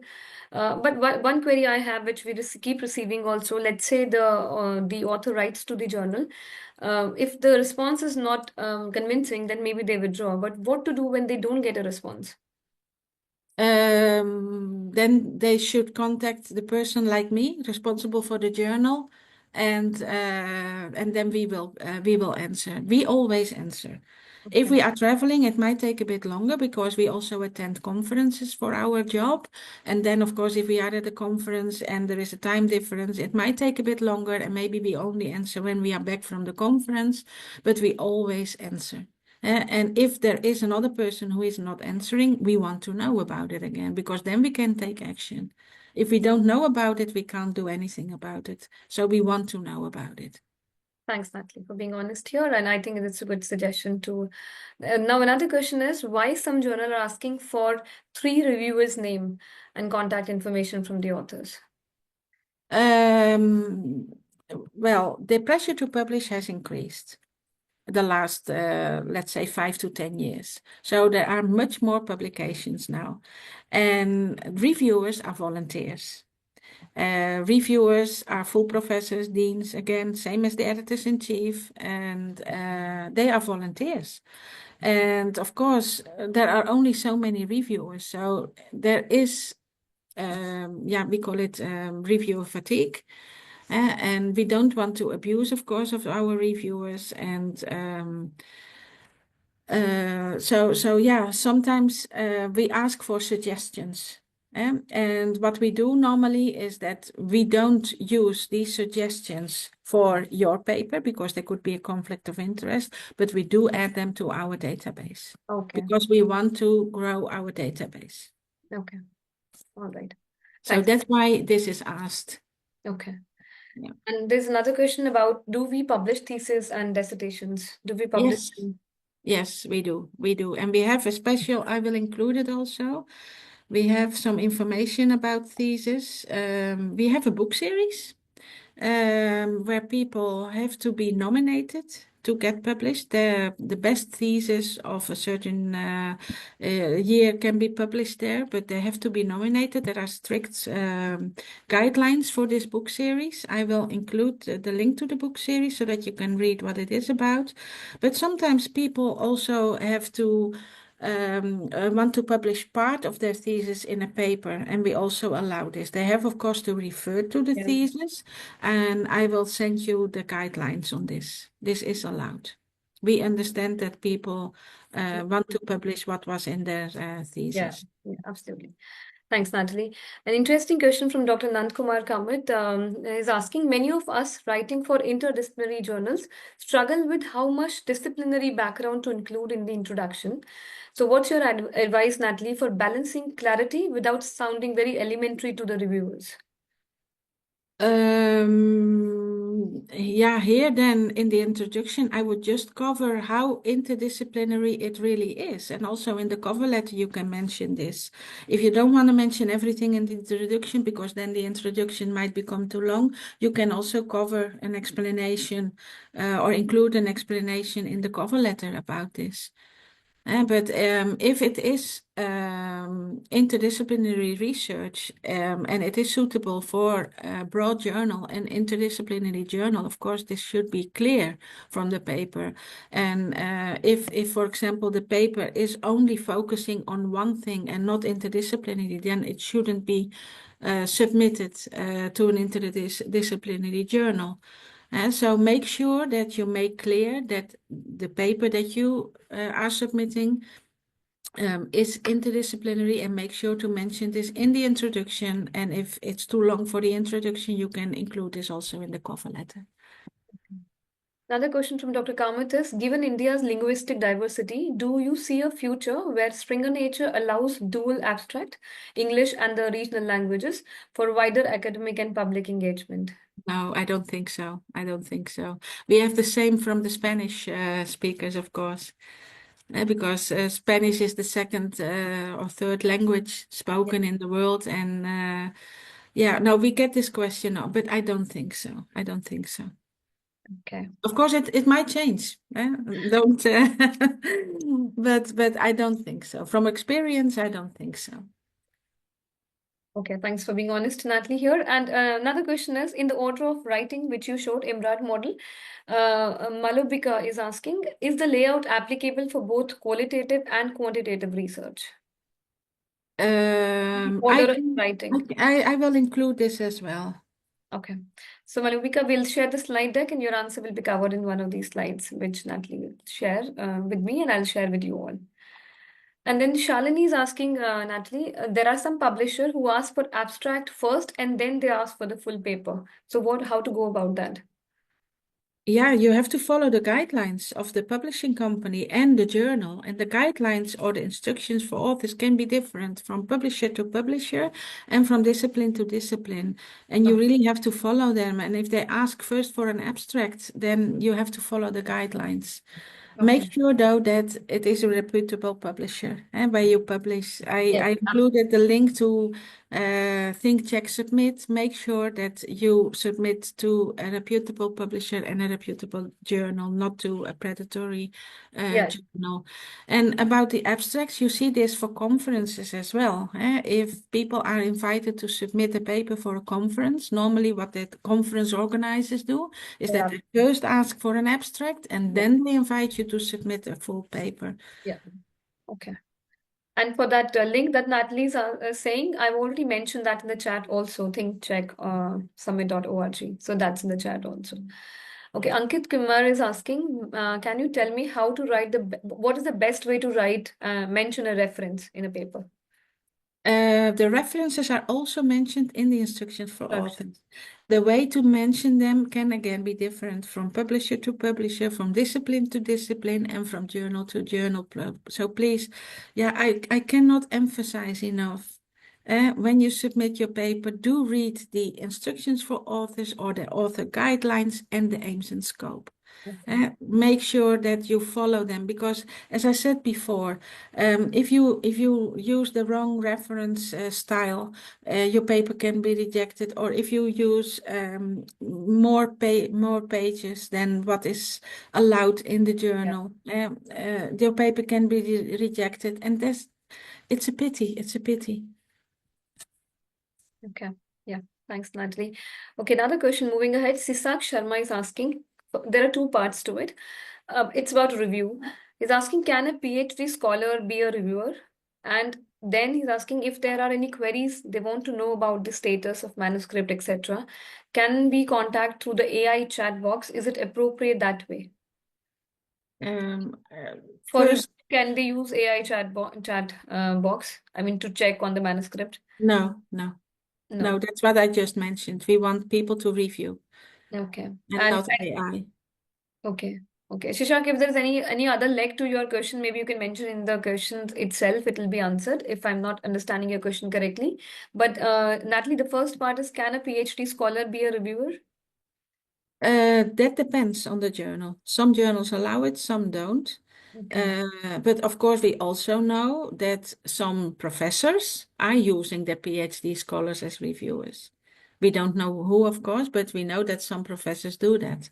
Okay. So, but it really depends on the journal. Okay. Yeah. Thanks, Natalie. So very interesting question again from Dr. Kamath. I think you covered briefly about it also in your talk. He's saying in India, institutional promotions and research grants still emphasize journal impact factor. Mhm. How does Springer Nature advise balancing this metric with the actual research relevance and the readership? What is your Yeah. advice to the Yeah. audience? I always say that you can also look at other things and not only the impact factor. And I don't know in India, but there are countries where they don't look at impact factors anymore, but even the quartiles. So if the impact factor is good, but the journal is not in the first quartile, it doesn't count. And Yeah. yeah, there are other measures, and of course you have to follow the guidelines of your university or your country. I mean, we cannot change that. But there's other metrics that you can also look at downloads. We also always publish the most downloaded papers on a journal.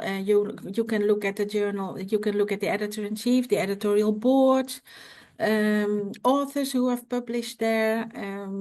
Yeah, but of course we cannot change the guidelines of the universities and the countries.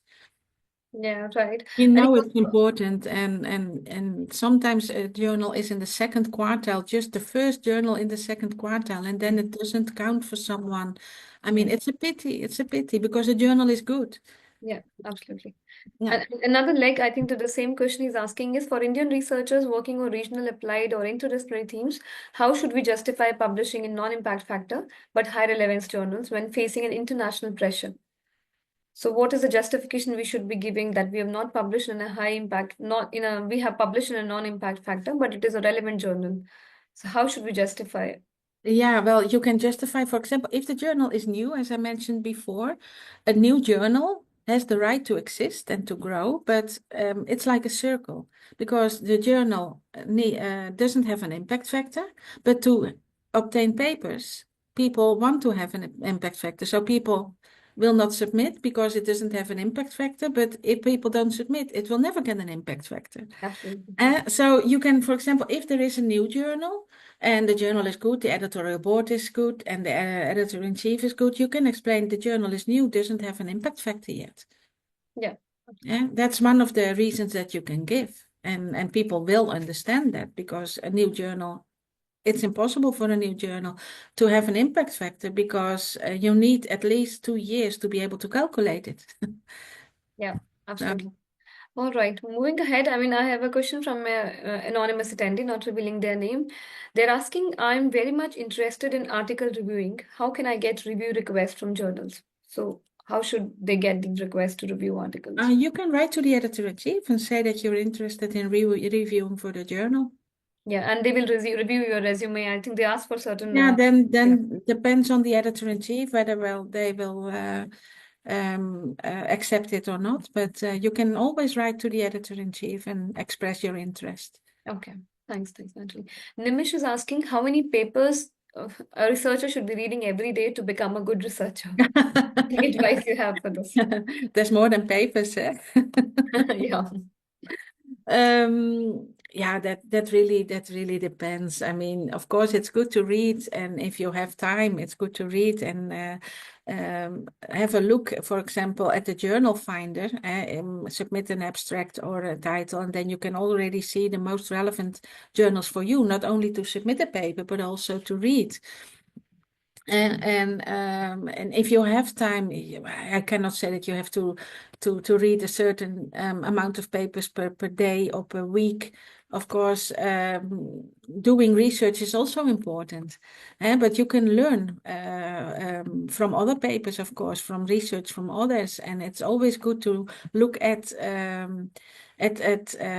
international journals to see what they publish and what other researchers are doing. But I cannot say that you should read a minimum amount of papers Yeah, per year. that also depend upon your field of study, how much intensive study your field. Yeah. I would like to mention though, then I forgot to mention that during my presentation. If you submit a paper and you really want to increase the visibility of your paper, what you can do is add a video. And for example, let's assume, for example, that you have a paper on a robot and on the gripping movement of a robot. You can include a video, and this really enhances the visibility of your paper. That might increase the visibility, the downloads, and maybe even the citations. Yeah, that's a good tip. Thanks, Natalie. Another question from Sindhuja is, are there any APC waivers or discount option that Springer Nature provides to scholars?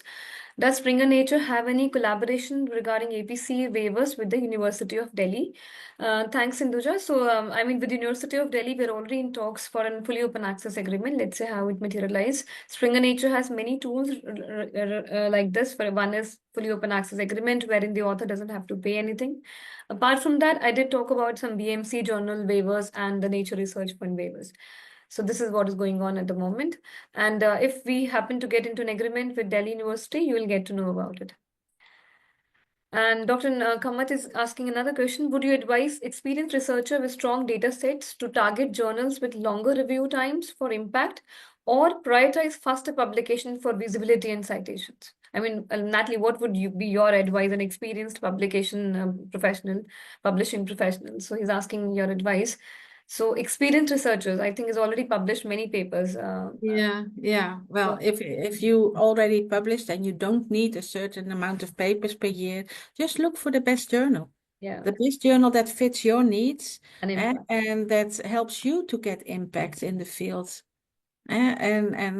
So of course, and fast publication is nice, but how is the review process done if there is a fast publication?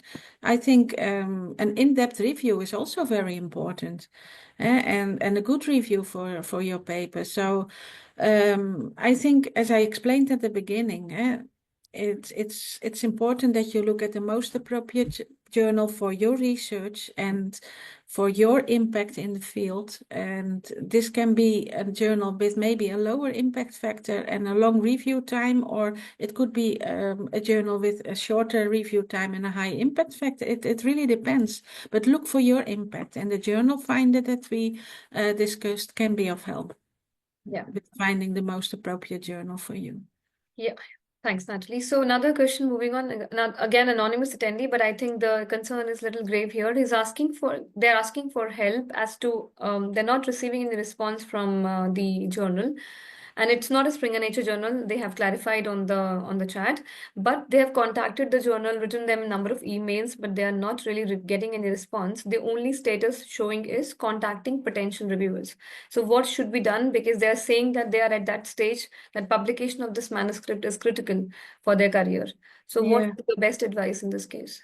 Have a look at Think, Check, Submit and look if it was not a predatory journal where you submitted your paper, first of all. If it's not, if it's with a reputable publisher, try to find another contact on the homepage of the company and try to contact them then through that email address. If the editor-in-chief or the a publisher like me is not answering. But yeah, for predatory publishers, it happens often that there are no contact details at all. And so I hope you didn't submit to a predatory journal because, of course, that would be a pity. Yeah. And I wish you good luck and I hope they answer you and that you will find contact details. Thanks, Natalie.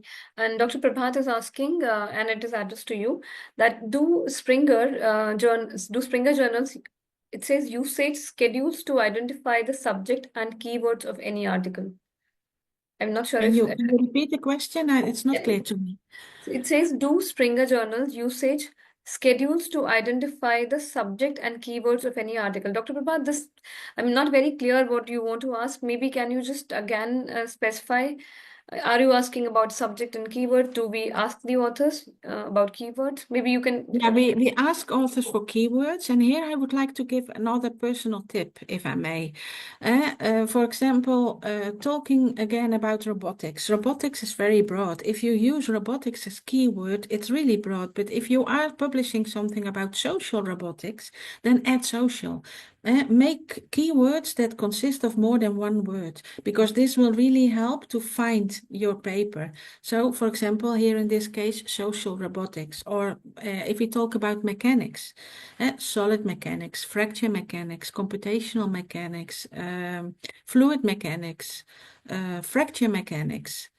So mechanics is really broad. What kind of mechanics is it? Make it a word that consists of more than one word, because that will really help Yeah. people to find your paper, and you want your paper to be found.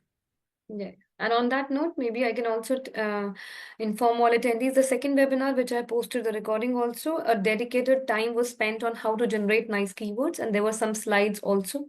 And I also showed them live how you can use those keywords using operators and synonyms and what more you can do. So there are certain examples also in that recording if you want to have a look. Then there's a question, Natalie, moving on, how to write a research paper for a new innovation or theorem of mathematics. How to write a research paper for an innovation or a theorem of Yeah. mathematics. To be honest, we only want papers on innovations. Yeah. We want on innovative ideas. As I mentioned before, people don't want to read what has been published before. So if you have something new, if you have something innovative, do include it in your paper. That's what people want to read, and emphasize on it. I think this answers the question, but if not, let me know. Another question says, sometime paper appears in Scopus journals, but Scopus ID doesn't get created. I'm not sure if we can answer this question. How does this? This sometimes happens. If this happens, reach out to us and we will contact them. Yeah. Our papers are sent automatically to Scopus. This is all automated. There's no persons involved, but sometimes it does happen that a paper is left out. We don't know why. If this happens and you see that this happens, let us know and we will make sure that it's included. Okay. So Maya is asking, can you please mention any of the reputed journals which have no publication fees? I am in need of sociology or social science journals. So Maya, I suggest you can write an email to me separately and I can guide you offline on this, how to locate the right journals using Finder and using, the journals which are not asking for any fees. So because in the scope of this talk, it will be difficult to tell you the journals. Okay, then we have a question about, and this is like a concern. Why do we see that some papers, and Natalie says that when get published only because authors and editors know each other? How is it ethical when papers get to the review stage only because of this author-editor connection? So I think, they've not revealed their name, What but do they you must mean have with had a author? bad experience. Yeah. Yeah, I don't know what you mean with author-editor connection, but if I would like to make sure that for the majority of our journals, at least for my journals, the editors-in-chief if there is this is for all. If there is a conflict of interest between an editor-in-chief and an author, the editor-in-chief will always assign another handling editor to do the review process. So the editor-in-chief is then not in charge of the review process. And many of our journals, and this then has nothing to do with the conflict of interest, but many of our journals have handling editors. So the editor-in-chief looks who will handle the manuscript, and then this handling editor will handle the whole review process. This handling editor will assign reviewers. And this way, they also make sure that there is no conflict of interest between people.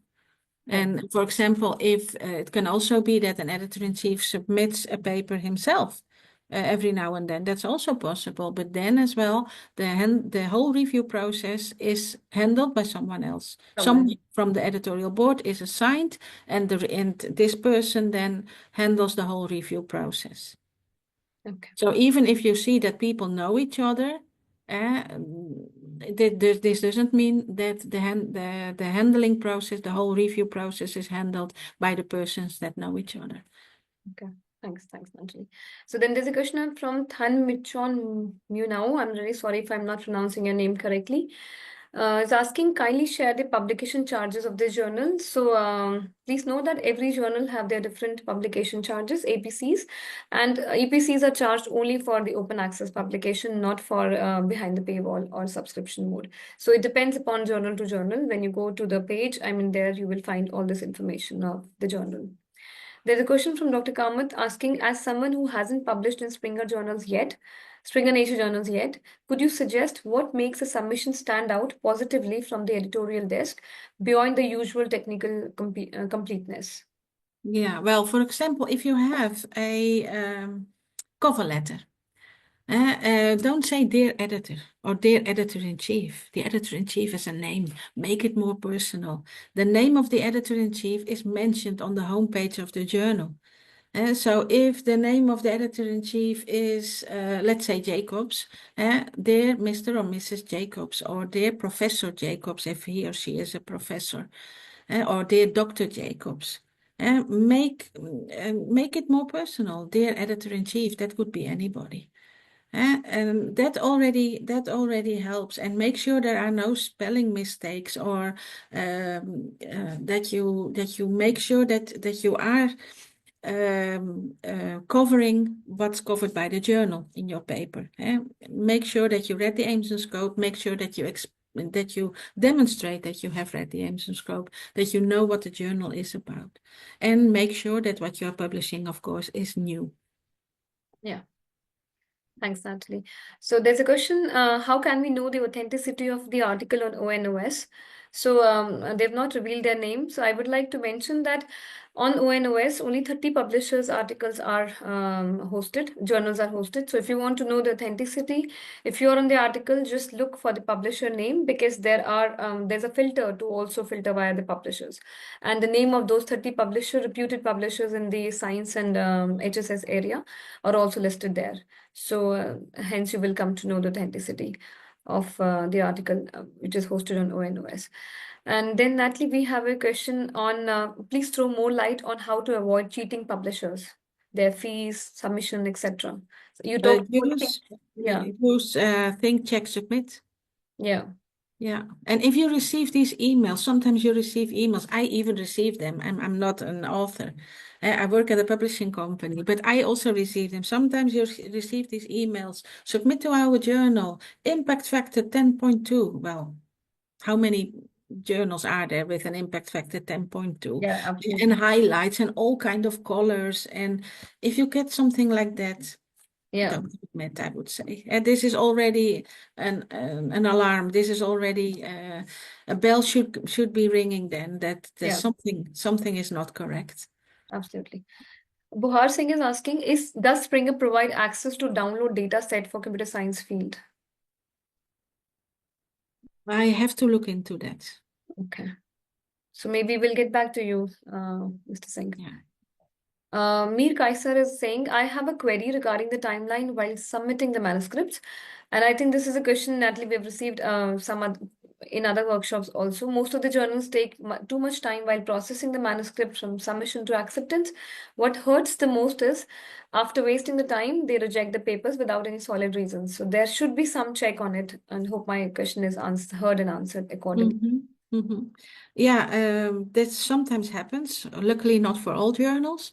It sometimes happens that the paper is maybe rejected after 8 months. Yeah, that is a pity, but sometimes the review process takes that long. But if the review is not solid, if there isn't, yeah, if there is not a, if the reason for rejection is not after such a long time, is not explained well, then do get back to the journal editor and ask them, why was it rejected? It's not clear to me. What can I do to improve? Or what would you recommend me? Explain why it was rejected. Yeah. If there is a rejection, there should always be a clear reason for a rejection. And Yeah. I would like to mention that we also have desk rejections. If we see that a paper is out of scope, for Yeah. example, the paper is rejected right away because and then we're not going to review it. Yeah. But if after 8 or 12 or 15 months a paper is rejected, yeah, we have to look, that there should be a reason. Yeah. Thanks, Natalie. And there's someone asking about how to seek permissions and on what areas we should be seeking permissions from the house, publishing house. Can you please reiterate? And I'll apologize for a moment. I'll be just back. Somebody's on the door. You just answer this question and I'll be back, Natalie. Yeah, okay, yeah. I included in one of my slides, and the slides will be shared with you, that if you have a publication from Springer, Elsevier, or any other publisher, there is clear guidance on how to request permission. And you go to the paper itself, then you see rights and permissions, you click on rights and permissions, and then you get to rights link. There you see the paper in question where you want to use something from or request permission. You see the publisher, when it was published, and who owns the copyright.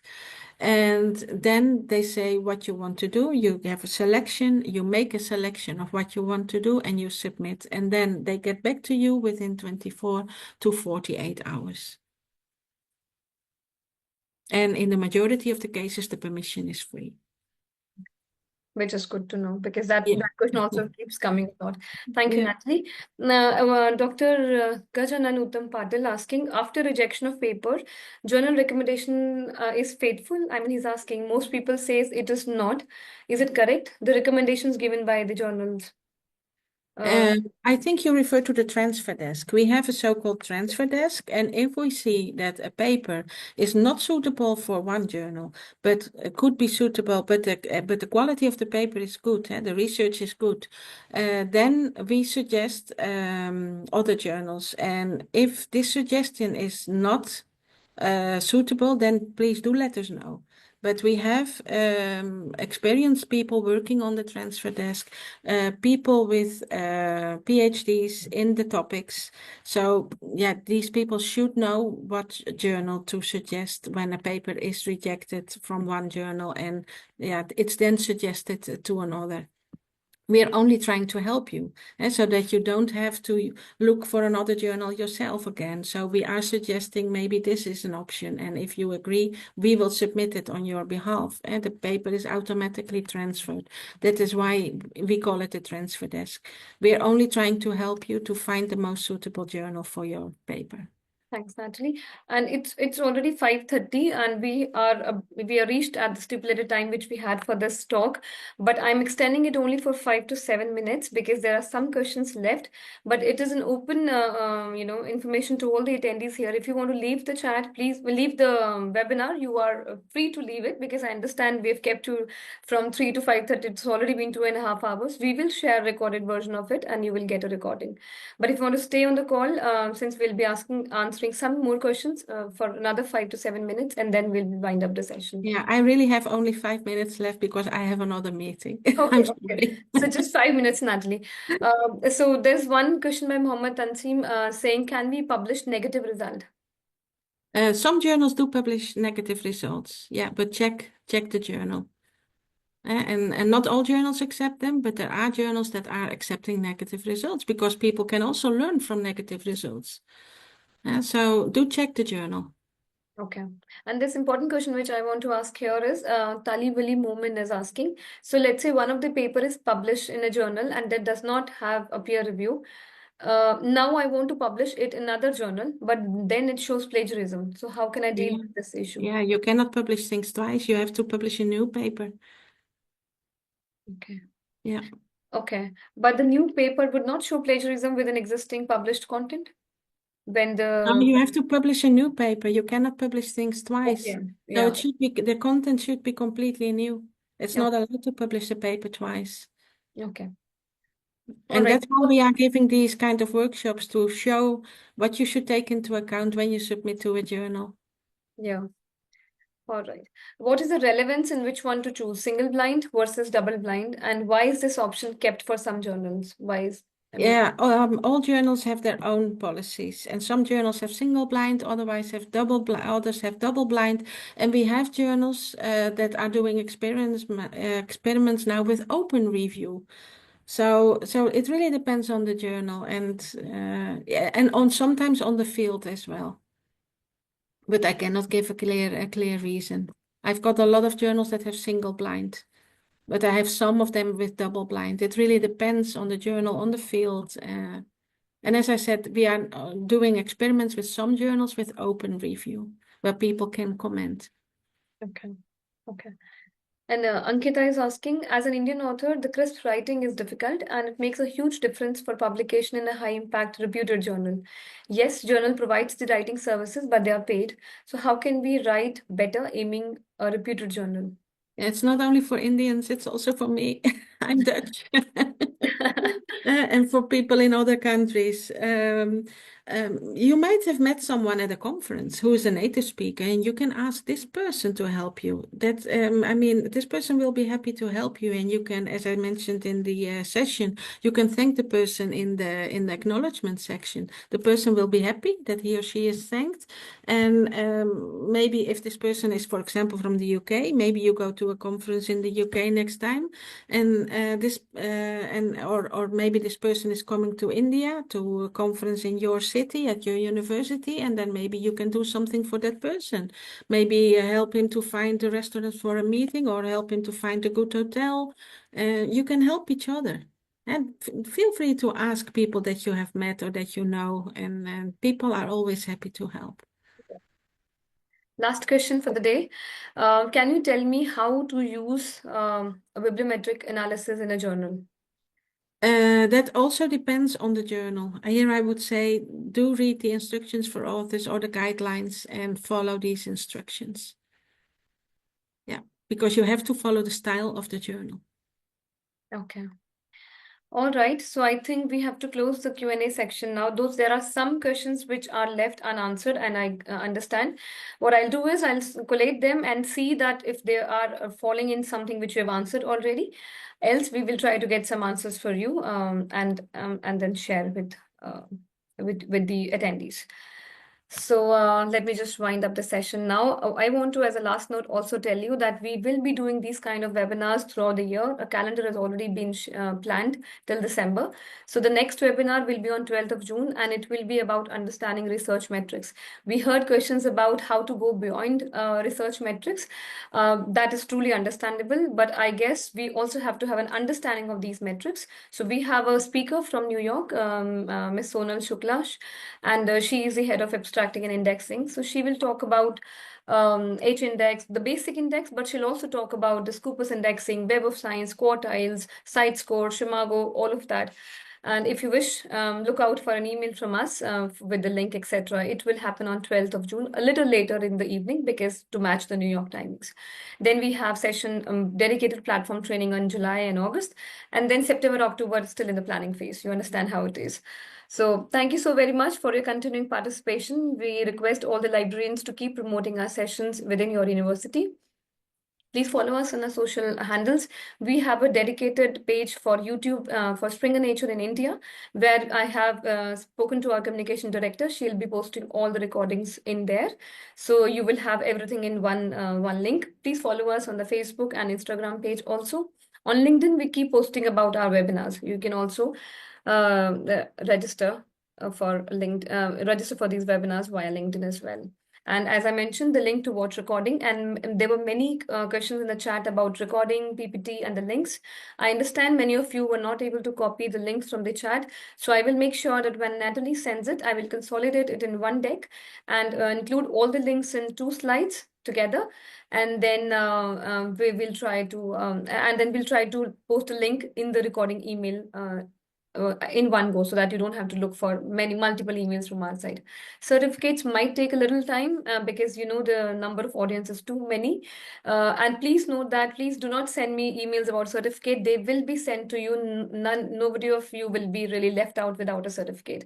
And also the name will be this exactly same what you mentioned while registering for the webinar. We do not manually change anything.